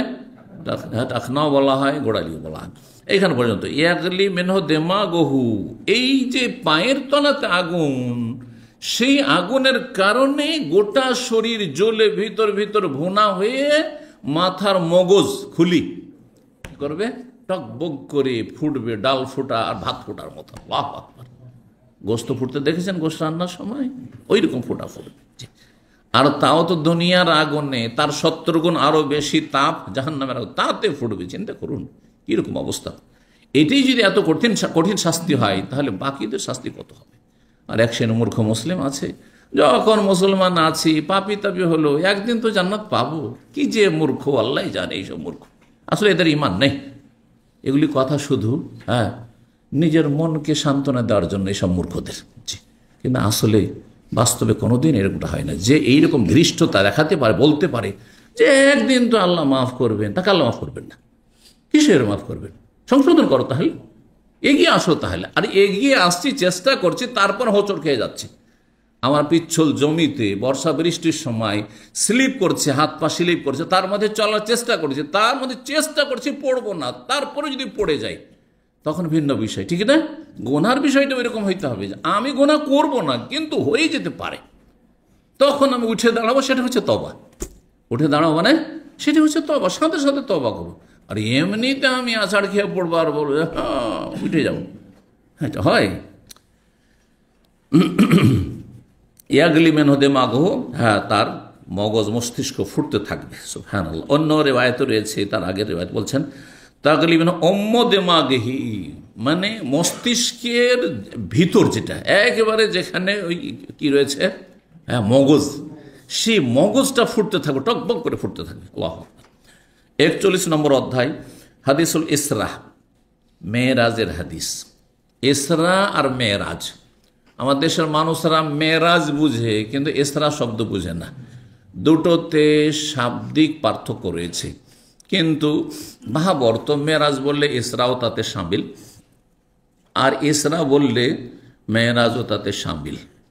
যদিও সূক্ষ্মভাবে বললে দুটোতে পার্থক্য রয়েছে, শব্দেরও পার্থক্য রয়েছে আর ভাবার্থের পার্থক্য রয়েছে। ইসরা মানে হচ্ছে রাতের ভ্রমণ, নৈশ ভ্রমণ।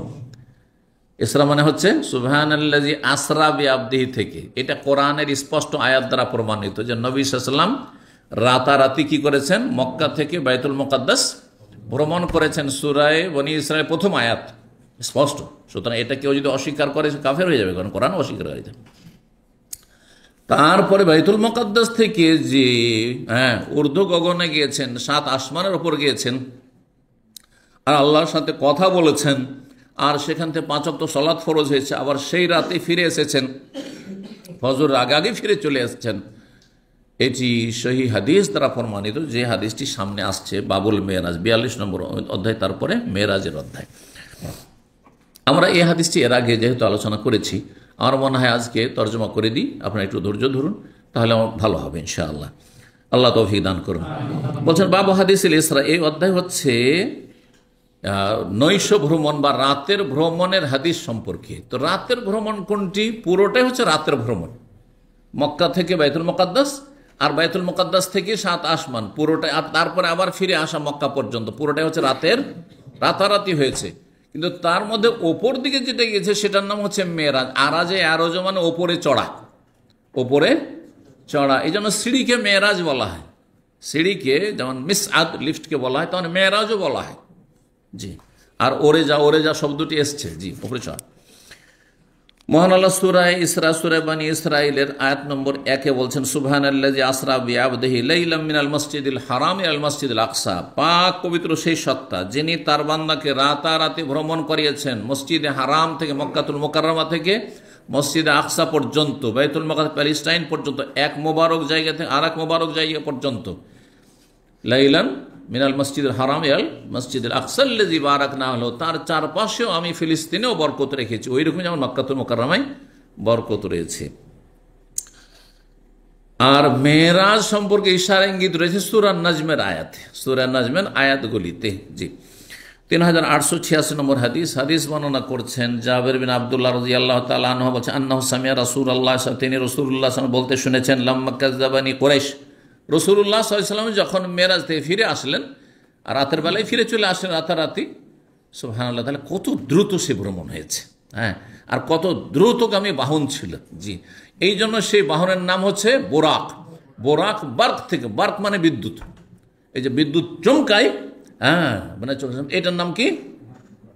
আওয়াজ পরে আসে, কিন্তু যে চমকটা আপনি দেখেন সেটা সাথে সাথে কিন্তু সেটা তার আগে পৌঁছে যায়। আগে চমকটা, তারপরে আওয়াজটা কিন্তু যে আপনার গর্জনের আওয়াজ সেটা পরে আসে না? ঠিক। অথচ এই মেঘমালা হয়তো 1 কিলোমিটারও নয়, হয়তো, হ্যাঁ, এত দূরে আছে মেঘমালা, সেখান থেকে হয়তো এই তর্জন গর্জন, তারপরে এই গর্জনটা আসতে বিলম্ব হচ্ছে, তার আগেই বিদ্যুৎ চমকে গেছে, চোখের সামনে বিদ্যুৎ দেখে নিয়েছেন।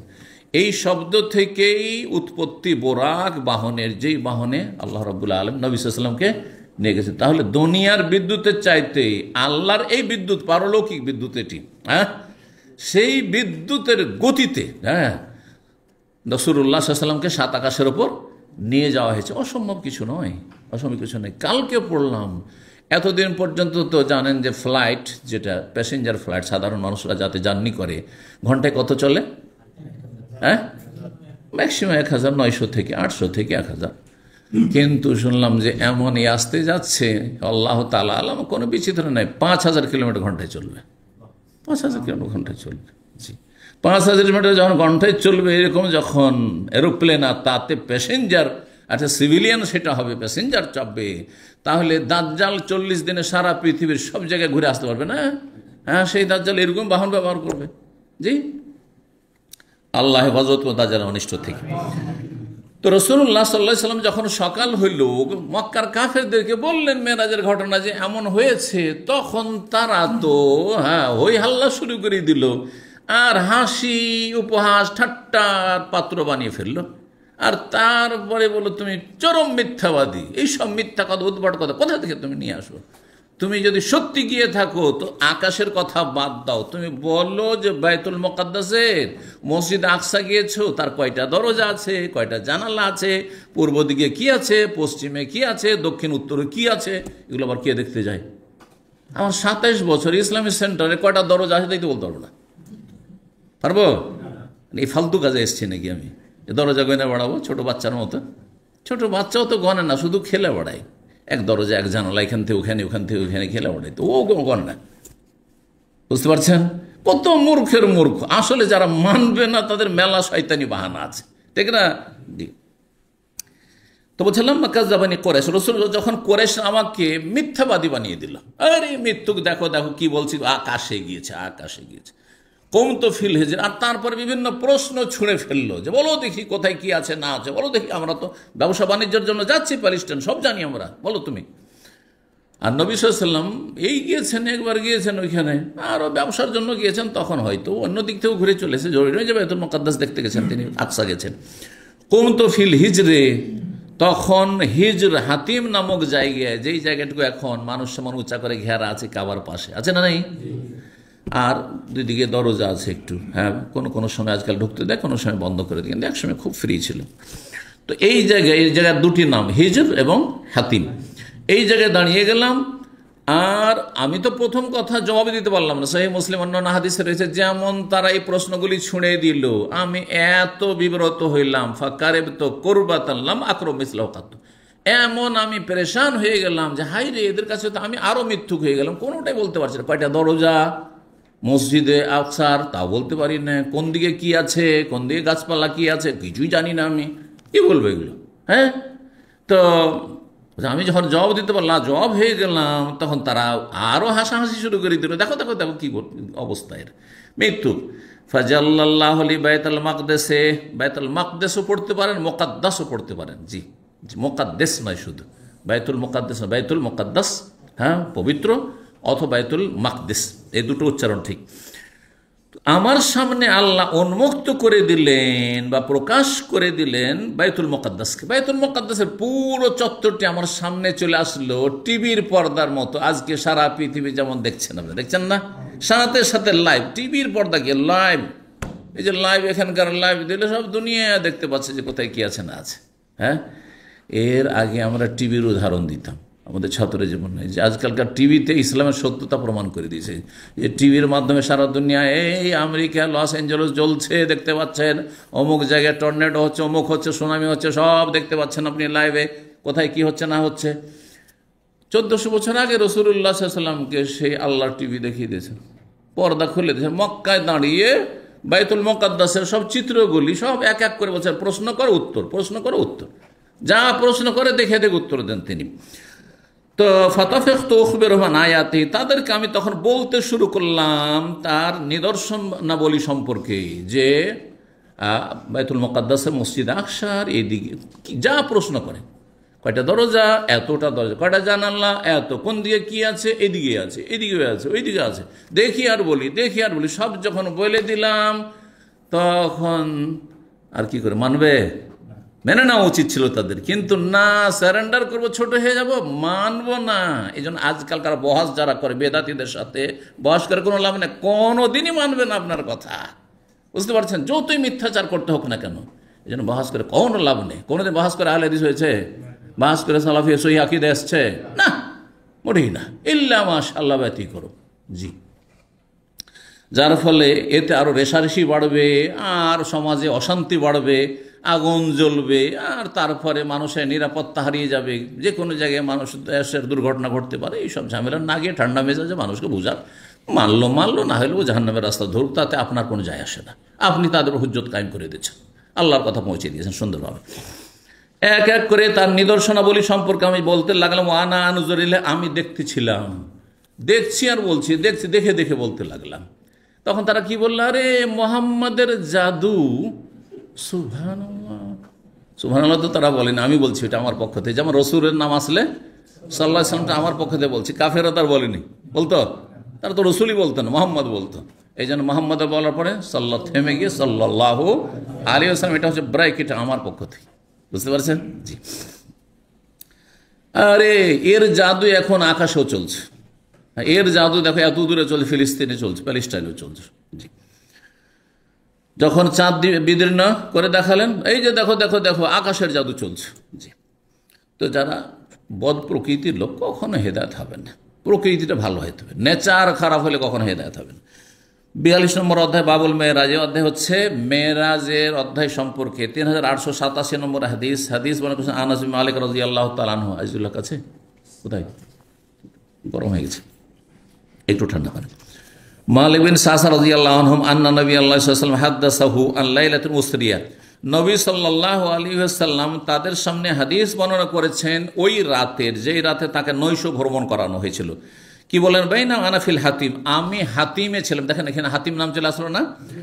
ওয়ারুব্বামা কালা, কেউ কেউ বলেছেন ফিল হিজর, বা কখনো বলেছে হিজর, তো একই জায়গায় সেখানে ছিলেন। তার নবী সাল্লাল্লাহু আলাইহি ওয়াসাল্লাম সেই সময় কোথায় ছিলেন? হারামের চত্বরে, সেই রাতে সেই হাতিমে বা হিজরে তিনি শুয়েছিলেন। এটা এই হাদিস প্রমাণ করে। কিন্তু আর এক হাদিস আছে যে আমি উম্মে হানির বাড়িতে ছিলাম, তাহলে কি করবেন? তখন ওলামারা সমন্বয় করেছেন যে মূলত সেই রাতে ছিলেন তিনি চাচাতো বোন আলীর বোন উম্মে হানির বাড়িতে সেখানে ছিলেন। আর সেখান থেকে জিবরাইল উঠিয়ে নিয়ে আসলেন, আসার পরে হারামে নিয়ে আসলেন। হ্যাঁ, নিয়ে আসার পরে কোথায় রাখলেন, বসালেন আপনার হাতিমে। আর তারপর এখান থেকে ঘটনাগুলি ঘটল। বলছেন যে আমি শুয়েছিলাম, ইজ আতানি আতিন, একজন আগন্তুক আসলো, মানে জিবরাইল ইসলাম আসলেন। ফাকাদ্দা, কোন রেওয়ায়তে রয়েছে ওয়াসামিত ফাশাক্কা, কাদ্দা মানে চিরে দেওয়া, চিরে যাওয়া বুঝেন তো, বুক চিরা, বেদীর্ণ করা যেটা, তো ফেড়ে দেওয়া। ফাশাক্কা, সাক্কা মানো ফেড়ে দেওয়া। মা বাইনা হাজি এলা হাজি, এখান থেকে নিয়ে এখান পর্যন্ত, একবারে নাভির ওপর পর্যন্ত, নিচের দিকে আর ওপর দিকে একেবারে কণ্ঠনালীর নিচের অংশ, বুকের ওপর ভাগ, বুকের ওপর ভাগ একবারে এইখান পর্যন্ত পুরোটা অপারেশন করার মতো। আগের যুগে যে অপারেশনগুলো হইতো অত উন্নত ছিল না। একটা পেটের অপারেশনের জন্য এত লম্বা করে কাটতো। জি, আমরা ছোটোকালে দেখেছি এরকম অপারেশন, প্রথম প্রথম যে অপারেশনগুলো হাসপাতালে দেখেছি এরকম ছিল। কিন্তু এখনকার অপারেশনে সুচ দিয়ে অপারেশন করেছে, একটু সুচ ফুটিয়ে। হ্যাঁ, অনেকে সেইটা ওই চিহ্নও পাওয়া যায় না, বুঝতে পারছেন। একসময় সেলাই ছিল, সেলাই উঠে গেল, শুধু জয়েন্ট লাগিয়ে দিত। জি জি, আর কত উন্নতি করেছে। যাই হোক, বলছেন যে এখান থেকে এখান পর্যন্ত, মানে ফকুলতুল জারুদ, জারুদ বলে ওয়াহুয়া এলা জাম্বি মা ইয়ানি বেহি, এই জারুদ আমার পাশে বসেছিল। এর অর্থ কি হলো, যে এখান থেকে এখান পর্যন্ত ফেড়ে দিলেন, মানে বিদীর্ণ করলেন কে, জিবরাইল আলাইহিস সালাম। কালা, তখন ব্যাখ্যা করছেন, মিন সুগরাতে নাহদিহি ইলা শেরাতেহি, তার সিনার ওপর ভাগ। সুগরা মানে এই যে এখানে দেখেন হাড্ডির ওপর এই জায়গাটা নরমে আছে, সগুর বলা হয় বর্ডারকে, একবারে সিনার বর্ডার, এখানে বুক শেষ, এর উপরে আর বুক নেই, গলা। জি হ্যাঁ, কণ্ঠনালী বা খাদ্যনালী। তো এইখান একবারে কাছাকাছি, এখান থেকে নিয়ে বিদীর্ণ করলেন। হ্যাঁ, মানে বুকের, নাহার মানে বুক, বুকের ওপর ভাগ থেকে এলা শেরাতেহি, তার নাভির ওপরে যেখানে লোম গজানো শুরু হয় সেখান পর্যন্ত কাছাকাছি। দেখেন নাভির নিচে থেকে কিন্তু লোম গজানো শুরু হয়, কারো কম কারো বেশি থাকে অবশ্য, যেমন বুকের কারো কম করে বেশি, কিন্তু নাভির ওপরে সাধারণত এইখানে আছে, কিন্তু মাঝখানে ফাঁক আছে, ঠিক আছে না। তো যেই পশমগুলি থাকে নাভির নিচে থাকে, তো একবারে নাভির ওপর পর্যন্ত, সে রাতে সারাতুন থেকে, সারাতুন মানে পশম, তো যে পশম রয়েছে তার ওপর পর্যন্ত এতটুকু লম্বা করে ফেড়ে দেওয়া হলো। অন্য রেওয়ায়েতে রয়েছে মিন কাসহি ইলা সারাতেহি, বুকের ওপর ভাগ থেকে শুরু করে একেবারে নাভির ওপর ভাগ পর্যন্ত। ফাস্তাখরাজা কালবি, তারপর আমার হৃদপিণ্ডটিকে বের করে নেওয়া হইল, একবারে হার্ট অপারেশনের মতো পুরো হার্টটাকে বের করে নেওয়া হইল। সুমা উতিত বেতাস্তিমিন, তারপরে স্বর্ণের একটি পাত্র নিয়ে আসা হইল, মামলু আতিন ইমান, যেটাতে ইমানে ভরপুর ছিল। তাহলে ইমানকে একবার সতেজ করে দেওয়ার জন্য স্পেশাল ভাবে, এমনি তো সুন্দর প্রকৃতি, সবচেয়ে সুন্দর প্রকৃতির মানুষ, তারপর আরো অতিরিক্ত তাতে একবারে। ফাগোসেলা কালবি, আর আমার অন্তরকে, হৃদয়কে, হৃৎপিণ্ডকে ধুয়ে দেওয়া হইল। সুম্মা হোসিয়া, তারপরে সেখানে ভরে দিয়ে সেট করে দেওয়া হইল, যেমন অপারেশন করে। সুবহানাল্লাহ। অন্য রিওয়ায়াতে রয়েছে জমজমের পানি দিয়ে ধোয়াইছিল। সুম্মা ওইদা, তারপরে ফিরিয়ে দেওয়া হলো, মানে আবার অপারেশন করার পরে যেমন সেলাই করে দাও এরকম। এই জন্য নবী সাল্লাল্লাহু আলাইহি ওয়াসাল্লামের বক্ষে দাগ ছিল, দাগ ছিল। সুম্মা উতিত বিদাব্বা, তারপরে একটি জন্তু নিয়ে আসা হলো, দুনাল বাগলে, যেটি খচ্চরের চাইতে ছোট ছিল, ফাওকাল হেমার, গাধার চাইতে একটু বড় ছিল, আবিয়া সাদা রঙের। ফাকালাহুল জারুদ, জারুদ বলল তার নাম হোয়াল বোরাক, সেটা বোরাক। ইয়া আবু হামজা, হে আবু হামজা, আবু হামজাকে বললেন যে সেটার নাম বোরাক। তো কাল আনাস, আনাস বলেন নাম, এ আনাস কুনিয়াত হচ্ছে আবু হামজা। হ্যাঁ, ইয়াদাউ খাতওয়াহু, খাতওয়াহু ইনদা আকসা তারফিহি, এই একটি বোরাক, যে বিদ্যুৎ বার্ক থেকে এই শব্দের উৎপত্তি। এই বাহনটি একটি ধাপ কত দূর রাখত, যতদূর হচ্ছে মানুষের দৃষ্টির শেষ সীমা, যতদূর নজর পড়ে। ফাঁকা মাঠে, খোলা জায়গায় যদি আকাশ পরিষ্কার, সবকিছু দিগন্ত পরিষ্কার থাকে, কত দূর পর্যন্ত আপনি দেখতে পাচ্ছেন, ঠিক না। এত দূরে গিয়ে একটা ধাপ গিয়ে পড়ে।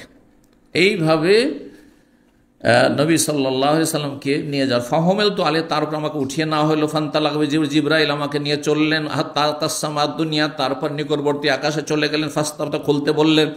ফাকিলা, তখন বলা হইল যে আকাশের রক্ষিতার পক্ষ থেকে, মানহাজা, কে? কালা জিবরিল, বলেন আমি জিবরিল, মানে আনা জিবরিল। কিলা তখন জিজ্ঞাসা অমান মাক আপনার সাথে কে আছে, তাহলে বোঝা গেল যে সিকিউরিটির দায়িত্বে থাকবেন যতই বড় ব্যক্তি যান না কেন তার জিজ্ঞাসা করা তার অধিকার, এটা মাইন্ড করলে হবে না। আমার চেক করবো আবার কিরে, হ্যাঁ বড় বড় যারা নেতা মাথা আছে বা প্রশাসনের ওপর মহলে আছে তাদের যদি কোনো চেক করে তো সেখানে গিয়ে একবারে অবিচার করে ফেলে অনেক সময় সিকিউরিটির দায়িত্বে যারা আছে তাদের, না মোটেই জায়েজ না, কারণ সেটা তার ডিউটি, তাকে তার জবাবদিহিতা করতে হবে। দেখ আলা মোহাম্মদ, আমার সাথে মোহাম্মদ সাল্লাল্লাহু আলাইহি ওয়াসাল্লাম রয়েছেন। কিলা ওয়াকাদ উরসিলা ইলাইহি, তাকে ডেকে পাঠানো হয়েছে অথবা তাকে রসুল বানানো হয়েছে, দুটো ব্যাখ্যা হইতে পারে। কালা নাম, হ্যাঁ কালা মারহাবান বিহি, তাকে মারহাবা বলছি। ফানিমাল মাজি ও জা, উত্তম আগমনকারীর আগমন হয়েছে, উত্তম আগমনকারীর আগমন ঘটেছে। তারপরে তারপরে ফাতাহ খুলে দিলেন। ফালাম্মা খালাস্ত, যখন আমি পৌঁছিলাম প্রথম আকাশের ওপরে, ফাইজা ফিহা আদম, প্রথম আকাশে আদম আলাইহিস সালাম পেলাম। ফাকাল, আমাকে জিবরিল বলে হাজা আবুকা, ইনি হচ্ছেন আপনার পিতা, প্রথম পিতা আদম। ফাসাল্লাম আলী, তাকে সালাম করুন। ফাসাল্লাম, তারা সালাম বললাম আদম আলাইহিস সালামকে। ফারাদ্দা সাল্লাল্লাহু সালামের জবাব দিলেন। বলছেন সুম্মা কালা, তারপরে বললেন আদম আলাইহিস সালাম মারহাবান বিল ইবনি সালেহ ওয়ান নবী সালেহ, মারহাবা বিল ইবনি সালেহ, পুণ্যবান পুত্রের প্রতি এবং পুণ্যবান নবীর প্রতি। পুণ্যবান পুত্র এবং পুণ্যবান নবীকে মারহাবা বলছি, বা তার প্রতি মারহাবা বা তাকে স্বাগতম জানাচ্ছি। মারহাবা মানে স্বাগতম জানাচ্ছি। মারহাবা শব্দটি শাব্দিক অর্থ স্বাগতম না, এটা ভাব অর্থ। শাব্দিক অর্থ হচ্ছে প্রশস্ত, প্রশস্ত। দেখেন আপনার মনটা যদি প্রস্তুত থাকে তো আপনার বাড়ি মেহমান আসলে আপনার কষ্ট লাগবে না, আরও ভালো লাগবে। আগে অন্তরটা কি হইতে হবে, অন্তরে জায়গা দিতে হবে অতিথিকে, অতিথি পরায়ণ হইতে হবে, বোঝা গেছে। আর তারপরে বাড়িতে জায়গা লাগবে। ধর মনটা খুব বড় কিন্তু বাড়িতে বসার জায়গা নেই, তো কোথায় দিবেন? তো মারহাবা মানে আমার অন্তরে আপনার জন্য অনেক প্রশস্ত জায়গা আছে, আর আমার বাড়িতে আপনার থাকার জন্য, অবস্থানের জন্য আর খাওয়া দাওয়ার জন্য যথেষ্ট পর্যাপ্ত পরিমাণে জায়গা রয়েছে। এটা হচ্ছে শাব্দিক অর্থ। রাহাবন থেকে যাকাত আলাইহিল আরদু বিমা যাকাত আলাইহিল আরদু বিমা রাহবাত, আল্লাহ বলছেন ওই তাবুকের যুদ্ধে যে তিনজন পিছিয়ে থেকে গেছিল তাদের সম্পর্কে, তাদের অবস্থা এমন হয়েছিল বয়কটের কারণে যে দুনিয়া পৃথিবী এত প্রস্তুত থাকা সত্ত্বেও, বেমা রাহবাত, এই যে রাহবা থেকে মারহাবা, দুনিয়া প্রস্তুত থাকা সত্ত্বেও মদিনা তাদের জন্য একবার দুনিয়া মনে হচ্ছে সংকুচিত হয়ে গেছিল তাদের জন্য। তো বলছেন এই তাকে অভিবাদন জানালেন। সুম্মা সাইদাবি, তারপরে আমাকে নিয়ে ওপরে উঠা হল। হাত্তা আতাসামা স্থানে, দ্বিতীয় আকাশে আসল। ফাস্তাবতে, খুলতে বললেন। কে খুলতে বললেন? জিবরাইল আলাইহিস সালাম। কিলা মান হাজা, কে? কালা জিবরিল। কিলা মাম্মাক, আপনার সাথে কে আছে? কালা মুহাম্মদ, মুহাম্মদ সাল্লাল্লাহু আলাইহি ওয়াসাল্লাম আছেন। কিলা ওয়াকাদ উরসিলা ইলাইহি, তাকে ডেকে পাঠানো হয়েছে নাকি রসুল বানানো হয়েছে? কালা নাম। কিলা মারহাবান বিহি, তাকে স্বাগতম জানাচ্ছি। ফানিমাল মাজি ও জা, উত্তম আগমনকারীর আগমন ঘটেছে।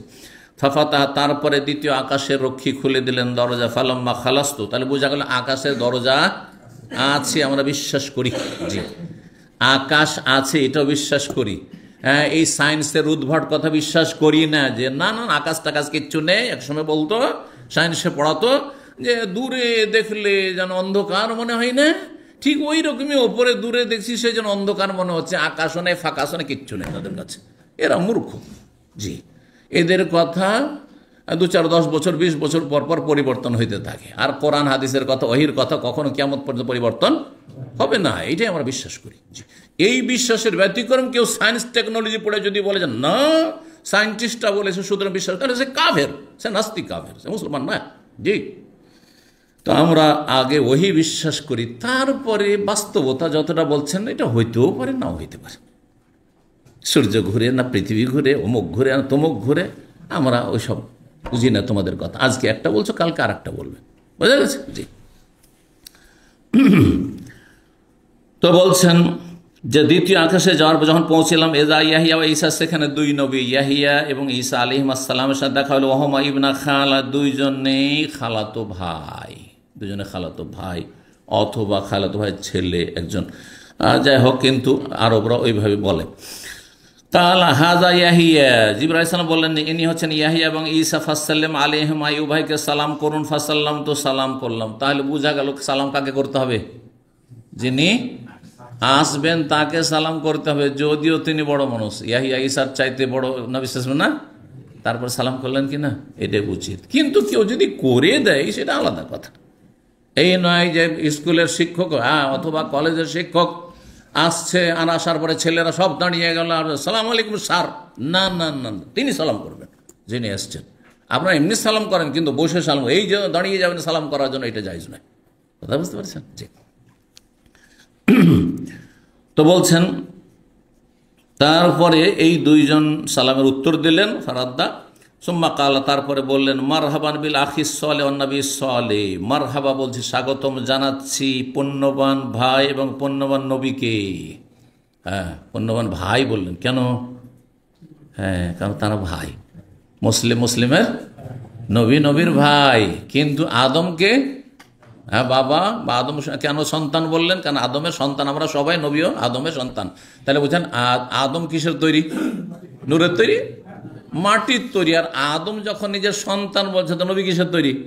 মাটির তৈরি। কেউ যদি না গায়ের জোরে নূরের তৈরি, তাহলে সে কুফরি কথা বলে, ভালো করে কুফরি কথা বলে, হাদিস অস্বীকার করলো, কোরআন অস্বীকার করলো। কারণ কোরআনে আল্লাহ বলেছেন বাশার নবী, আর বাশার হচ্ছে মিন তিন, কাদামাটি দিয়ে তৈরি। জি। তো তারপরে বলছেন সুম্মা সাইদাবি আলাসামাই সালেসা, তারপর আমার তৃতীয় আকাশ আমাকে নিয়ে উঠা হইল, ফাস্তাফতাহা খুলতে বলা হইল, কিলা তখন জিজ্ঞাসা করা হইল মানহাজা কে? কালা জিবরিল, আমি জিবরিল। কিলা মাম্মা আপনার সাথে কে আছে? কালা মোহাম্মদ, মোহাম্মদ সাল্লাল্লাহু আলাইহি ওয়াসাল্লাম রয়েছেন।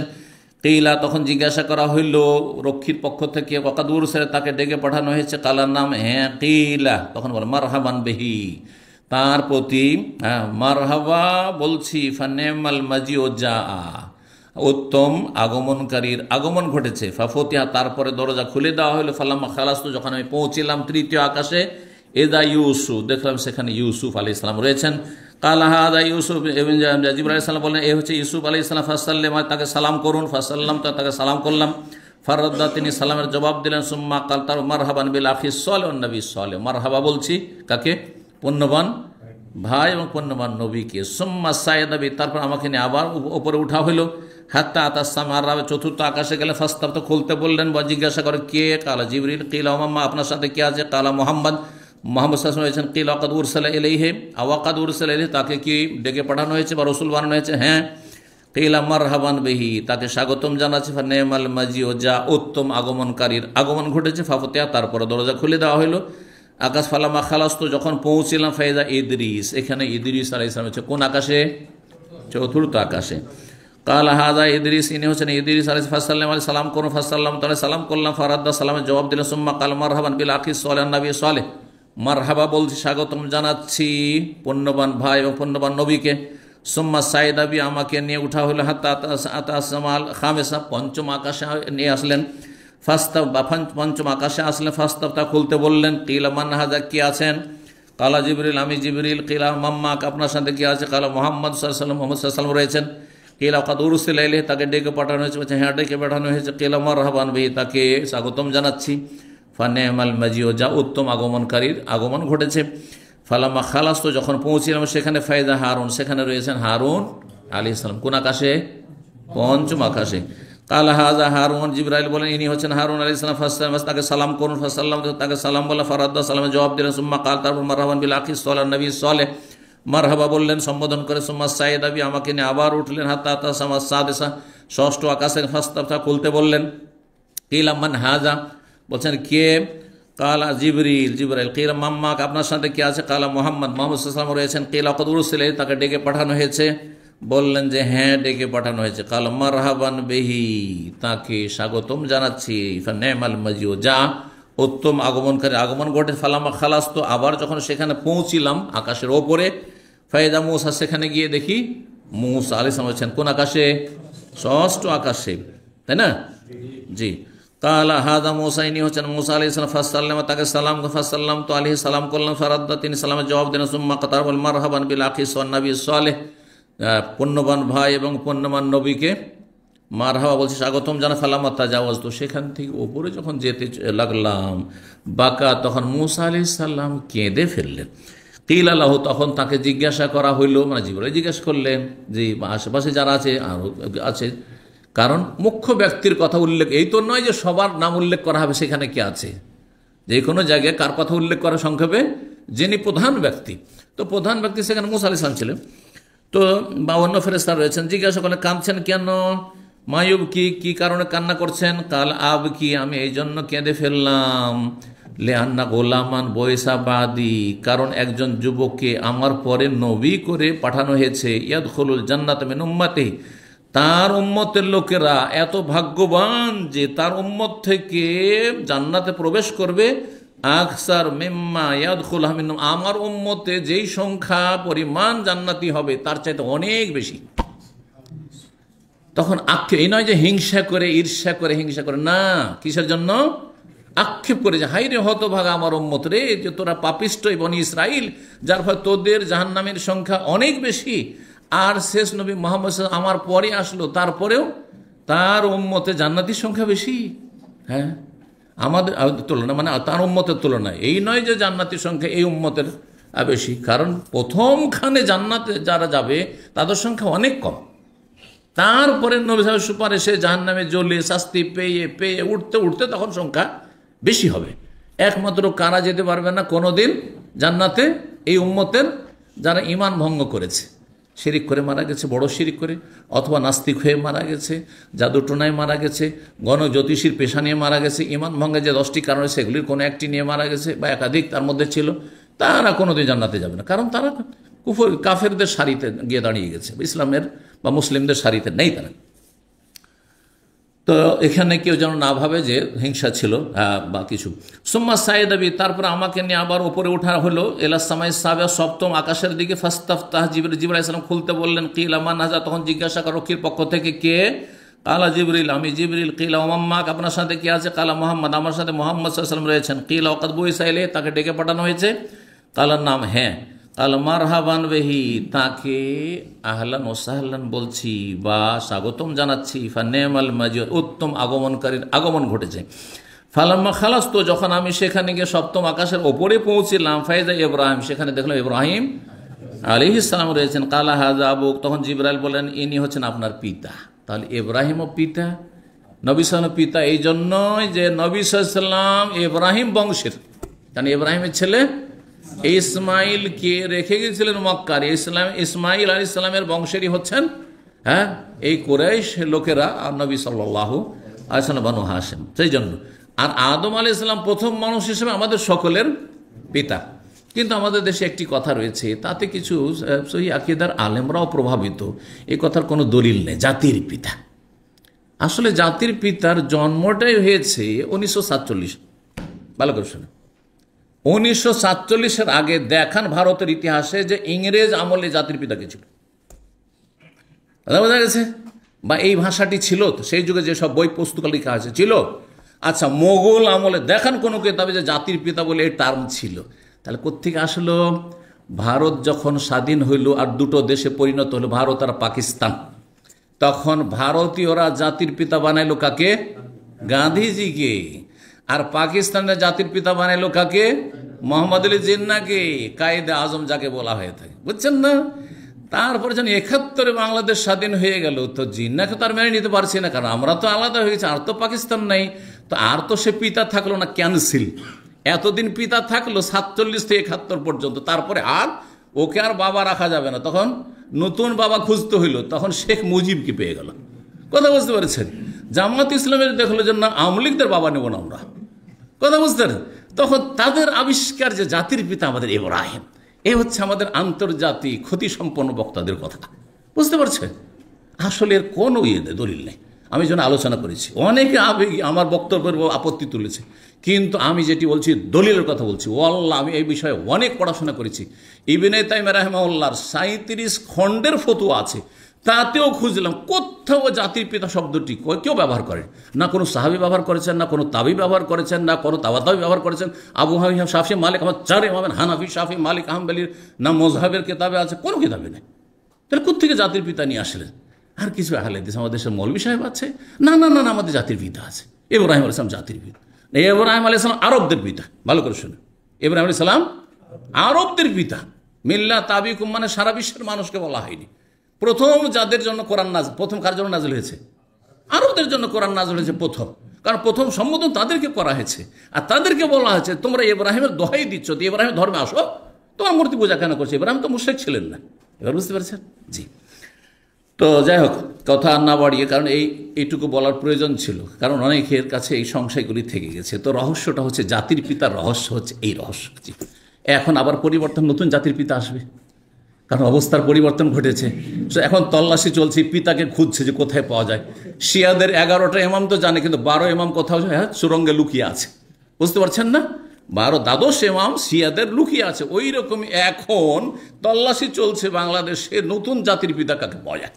বুঝতে পারছে? আল্লাহ হেদায়েত দান করুক। ঠিক কি বলছিলাম? হাদিসে কদর পৌঁছলাম আদম আলাইহিস সালাম, তাই না? না, ইব্রাহিম আলাইহিস সালাম পৌঁছে গেছি। ইব্রাহিম আলাইহিস সালাম তখন সালাম বললেন, নবী সাল্লাল্লাহু আলাইহি ওয়াসাল্লাম সাল্লাম আলাইহি সালাম করুন। জিবরাইল বললেন, কালা ফাসাল্লাম, তাহলে ইব্রাহিম আলাইহিস সালাম করলেন। ফারাদ্দাস সালাম, তিনি সালামের জবাব দিলেন। সুম্মা কাল, তারপরে বললেন, মারহাবান বিল ইবনি সালেহ ওয়ান নবী সালেহ, মারহাবা পুণ্যবান সন্তান এবং পুণ্যবান নবীর প্রতি।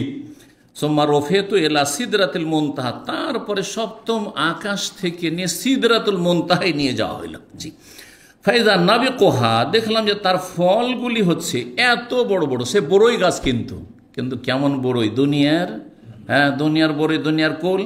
বলছেন ফাইজা নাবিকুহা মিসলা কিলাল হাজার, তার যে ফলগুলি, বড়ইগুলি, সেগুলি হচ্ছে হাজার বংশের বড় বড় মটকার মতো। আর হাজার বংশ বাস করতে, হাজার বলা হয় আলহাসাকে। এই যে পাশে 170 কিলোমিটার দূরে যে আলহাসা এখন নাম না, আর হফুফ, এই এলাকায় হাজার হাজার বলে অনেক সুপার মার্কেট আছে। যদি আলহাসা ঘোরেন দেখুন বড় বড় সুপার মার্কেটের নাম হাজার। এইখানে মজুসিরা বাস করতো। আর এরা সব কুমার ছিল। কুমার বুঝেন তো? যারা মাটির বাসন তৈরি করে, পাত্র, তো বড় বড় মটকা, মানে পানি রাখার জন্য তারা বড় বড় মটকা তৈরি করতো। তো সেই মটকার সমান এক একটি কি বড়ই, এক একটি কুল। ওয়াইদা ওয়ারাকোহা, আর পাতাগুলি, বড়ই পাতা তো কত বড় জানছেনই, কিন্তু সেই বড়ই পাতা যে 7 আসমানের ওপর যে সিদরাতুন মানে বড়ই গাছ, কিন্তু কুল গাছ। আর মুনতাহা মানে শেষ সীমানা, শেষ সীমানার সেই বড়ই গাছ, কুল গাছ। তো এই পাতাগুলি কত বড়? মিসলা আযানিল ফিলাতে, হাতির কানের মতো। হাতির কান দেখেছেন? আশা করে দেখেছেন। কালা হাযিহি সিদরাতুল মুনতাহা, তখন জিবরাইল আলাইহিস সালাম বললেন, এই হচ্ছে সিদরাতুল মুনতাহা। ওয়াইদা আরবাতুন, সেখানে গিয়ে 4টি নহর, নদী দেখে, বিশাল বিশাল নদী দেখলেন। নাহরানে বাতেনান, 2টি তো গোপনীয় নদী। ওয়া নাহরানে জাহেরানে, আর 2টি নদী হচ্ছে দৃশ্যমান, দেখা যাচ্ছে, আর 2টি নদী হচ্ছে গোপনীয় নদী, বাতেন নদী। ফাকুল তো মাহাজানি ইয়া জিবরিল, এই দুটো কি? কাল আম্মাল বাতেনানে, এই যে গোপনীয় নদী, ফান্নাহারানি ফিল জান্নাহ, এই দুটো নদী জান্নাতের নহর, জান্নাতের এগুলো নদী, দুধের নদী, আর তারপরে মধুর নদী। জান্নাতে 4টি নদী আছে, কিন্তু এখানে 2টো নদীর কথা বলেছেন। আম্মা জাহেরানে, আর দৃশ্যমান যেই নদীগুলো দেখা যায় দুনিয়াতে, সেই নদীগুলো 2টো 7 আকাশের ওপর দেখছেন কে? রাসূলুল্লাহ সাল্লাল্লাহু আলাইহি ওয়াসাল্লাম। কিন্তু সেই নদীগুলি কোথায় আছে? দুনিয়াতে দেখা যাচ্ছে। একটি হচ্ছে নীল নদ, কোথায়? মিসরে। আর একটি হচ্ছে ফোরাত, ইরাকে। জি। সুম্মা রফিয়ালি আল বাইতুল মামুর, তারপরে আমার সামনে নিয়ে আসা হলো বাইতুল মামুর, মানে আমাকে দেখানো হলো যে বাইতুল মামুর কাছে পৌঁছে গেছে। এই যে দেখো সামনে বাইতুল মামুর। বাইতুল মামুর কাবা ঘরের ঠিক ওপরে, একবার 7 আকাশের ওপর। সেখানে ফেরেশতারা তওয়াফ ইবাদতবন্দি করে, একবার করে ঢুকলে আর ঢোকার চান্স পাই না। আর আমরা আলহামদুলিল্লাহ কাবা ঘরে যখন ইচ্ছা তখন ঢোকার সুযোগ পাই। এখনও আলহামদুলিল্লাহ আমরা ফেরেশতাদের চাইতে ইবাদত বন্দেগীর বেশি সুযোগ পাচ্ছি, বলুন আলহামদুলিল্লাহ। বিশেষ করে সৌদি আরবে যারা আছেন। সুম্মাউতিত বিনাই মিন খামরিন ওয়াইনান মিন লাম, তারপরে আমার কাছে গ্লাস বা পাত্র নিয়ে আসা হলো। একটি হচ্ছে মদের, আর একটি হচ্ছে দুধের, আর আরেকটি হচ্ছে মধুর। 3টি নিয়ে আসা। আর বলা হয় 3টার একটা তুমি নিয়ে না, পান করো, একটা পান করতে হবে। ফাখালতুল্লাবান, তখন আমি দুধটাকে বেছে নিলাম, দুধ পান করার জন্য নিয়ে এলাম। কালা, তখন জিবরাইল বলে, হে আল ফিতরাতে, এটি হচ্ছে সুস্থ প্রকৃতি, এইটি হচ্ছে সত্যিকারের প্রকৃতি, নেচার। আল্লাতি আনতা আলাইহি, যেই প্রকৃতির ওপর আপনি রয়েছেন। আর দিন ইসলাম হচ্ছে দিনুল ফিতরা, প্রাকৃতিক দিন, মানুষের প্রকৃতির সাথে সামঞ্জস্য। তো বলছেন যে আমি তখন ওইটা যখন নিলাম তখন বললে যে এই ফিতরাকে তুমি পেয়ে গেছো আর তোমার উম্মত পেয়ে গেছে। সুম্মা ফরিজা, তার সাথে আরও বলেছে, এখানে নেই যে তুমি যদি মদ নিয়ে নিতে, মদের পাত্রটা বা মদের গ্লাসটা নিয়ে নিতে, তাহলে কি হতো, লাগত উম্মা, তোমার উম্মত পুরোটাই পথভ্রষ্ট হয়ে যেত। জি, তাহলে বোঝা গেল ভালো পানের বরকত রয়েছে আর খারাপ পানের খারাপ পানাহারের ক্ষতি রয়েছে, কুপ্রভাব রয়েছে।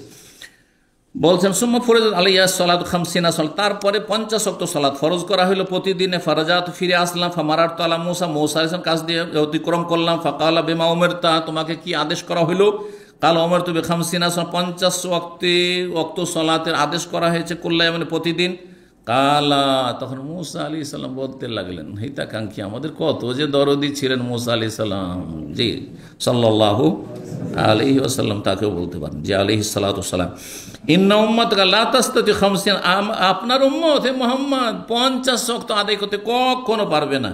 ওয়াইন্নি ওয়াল্লাহ, আমি বলছি আল্লাহর কসম করে, আমার তিক্ত অভিজ্ঞতা, কাদ জাররাবতুন নাসা কাবলাকা, তোমার পূর্বে মানব জাতিকে আমি ভালো করে পরীক্ষা করে রেখেছি। ওয়া আলাজতু বনি ইসরাইল আশাদ্দাল মুআলাজা, আর বনি ইসরাইল আমার উম্মতকে হেদায়েত করার জন্য কঠোর শ্রম দিয়েছি, কঠোর শ্রম দিয়েছি। কিন্তু তারপর অধিকাংশ কি হয়েছে, বাঁকা পথভ্রষ্ট হয়েছে, পারেনি। ফারজি ইলা রব্বিকা, রবের কাছে ফিরে যান। ফাসআলু তাফে, হালকা করতে বলেন আপনার উম্মতের জন্য। ফারাজা, তখন ফিরে গেলাম, আল্লাহকে গিয়ে দরখাস্ত করে। ফাওয়াদা আনি আসা, 10কে ডিসকাউন্ট করলেন, হয়ে গেল কত, 40। ফারাজা তো ইলা মুসা, মুসার কাছে আবার ফিরে আসলাম। ফাকালা মিসলাহু, তারপরে আবার আমাকে বলছেন যাও যাও ফিরে যাও, হবে না কাজ, পারবে না, 40 পারে।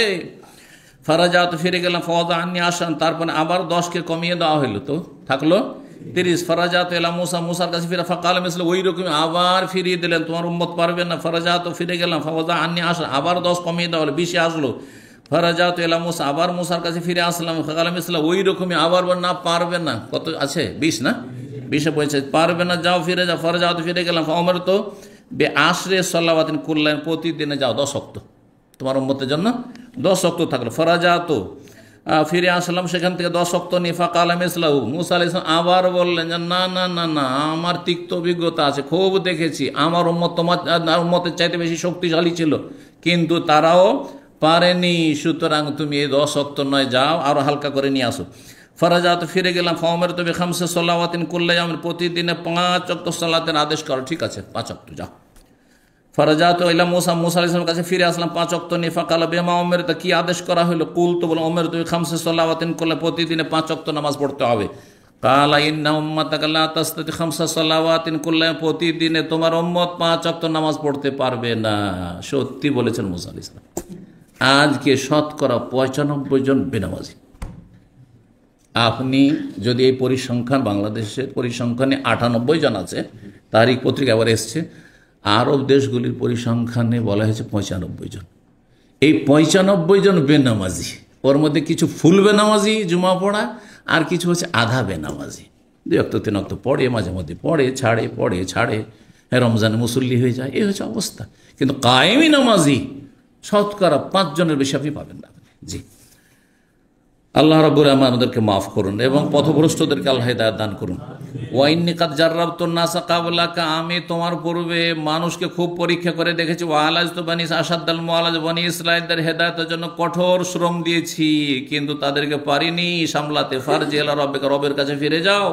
ফাসআলু তাখফিফ, আরো হালকা করতে বলো, লে উম্মতকে, তোমার উম্মতের জন্য। কালা, তখন রাসূল বললেন সাল্লাল্লাহু আলাইহি ওয়াসাল্লাম, সাআলতু রাব্বি, আমি রবের কাছে অনেক চেয়ে ফেলেছি। হাত্তা ইস্তাহাইতু, আমি লজ্জা পেয়ে গেছি, আর পারবো না যেতে, লজ্জা পেয়ে গেছি। ওয়ালাকিন আরদা ওয়াসাল্লাম, তবে এতে আমি সন্তুষ্ট এবং এটাকে আমি শির নত করে মেনে নিচ্ছি, তসলিম করে নিচ্ছি, মানে শির নত করে মেনে নিচ্ছি। ফালাম্মা জাওয়াজ, তো সেখান থেকে যখন অতিক্রম করে আসতে লাগলাম, তাহলে মুসা আলাইহিস সালাম কোন আকাশে ছিলেন? 6ষ্ঠ আকাশে। তাহলে 6ষ্ঠ আকাশে এইসব ঘটনাগুলি ঘটছে, আসা যাওয়া।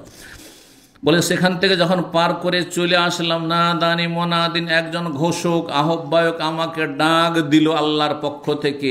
আমদাই তো ফারিজাতি, আল্লাহর পক্ষ থেকে এটি ডাকছিল। আমার ফরজকে আমি চূড়ান্ত করে দিলাম, 5 ওয়াক্তই থাকলো। ও খাফফাফতু আন ইবাদি, আমার বান্দাদের আমলকে আমি হালকা করে দিলাম। নামাজ 50 থেকে আমি 5-এ করে দিলাম, হালকা করে দিলাম, কিন্তু আমার চূড়ান্ত ফয়সালা যে 50-এ 50-এরই নেকি আমি দেব।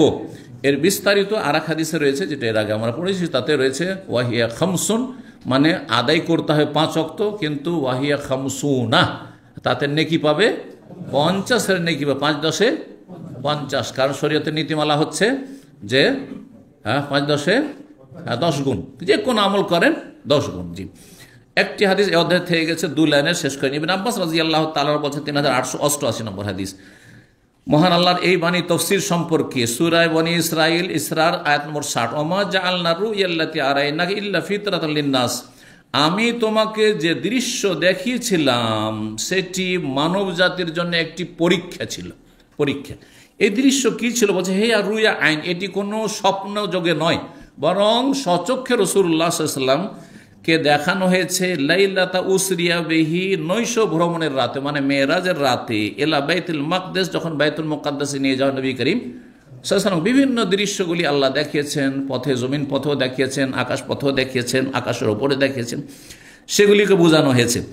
কালা, তারপরে ওই আয়াতে রয়েছে ওয়াশজারাতাল মালউনাতা ফিল কোরআন, কোরআনে যেই গাছকে অভিশাপ দেওয়া হয়েছে, অভিশপ্ত গাছ বলা হয়েছে, মালাউন গাছ বলা হয়েছে, অভিশপ্ত গাছ বৃক্ষ বলা হয়েছে, সেটি কি বলছেন? হিয়া শাজারাতুজ জাক্কুম, সেটি জাক্কুম কণ্টকযুক্ত গাছ, যেটি হচ্ছে জাহান্নামীদের কাঁটাযুক্ত খাবার। আল্লাহ রাব্বুল জাহান্নাম থেকে আমাদেরকে রক্ষা করেন, উপকারী জ্ঞান দান করেন, নেক আমলের তৌফিক দান করেন, গুনাহ খাতা আল্লাহ মাফ করেন, জান্নাতুল ফিরদাউস দান করেন, জাহান্নামের আযাব থেকে রক্ষা করেন, রাসূলুল্লাহ সাল্লাল্লাহু আলাইহি ওয়াসাল্লাম শাফাআত আমাদেরকে আল্লাহ দান করেন।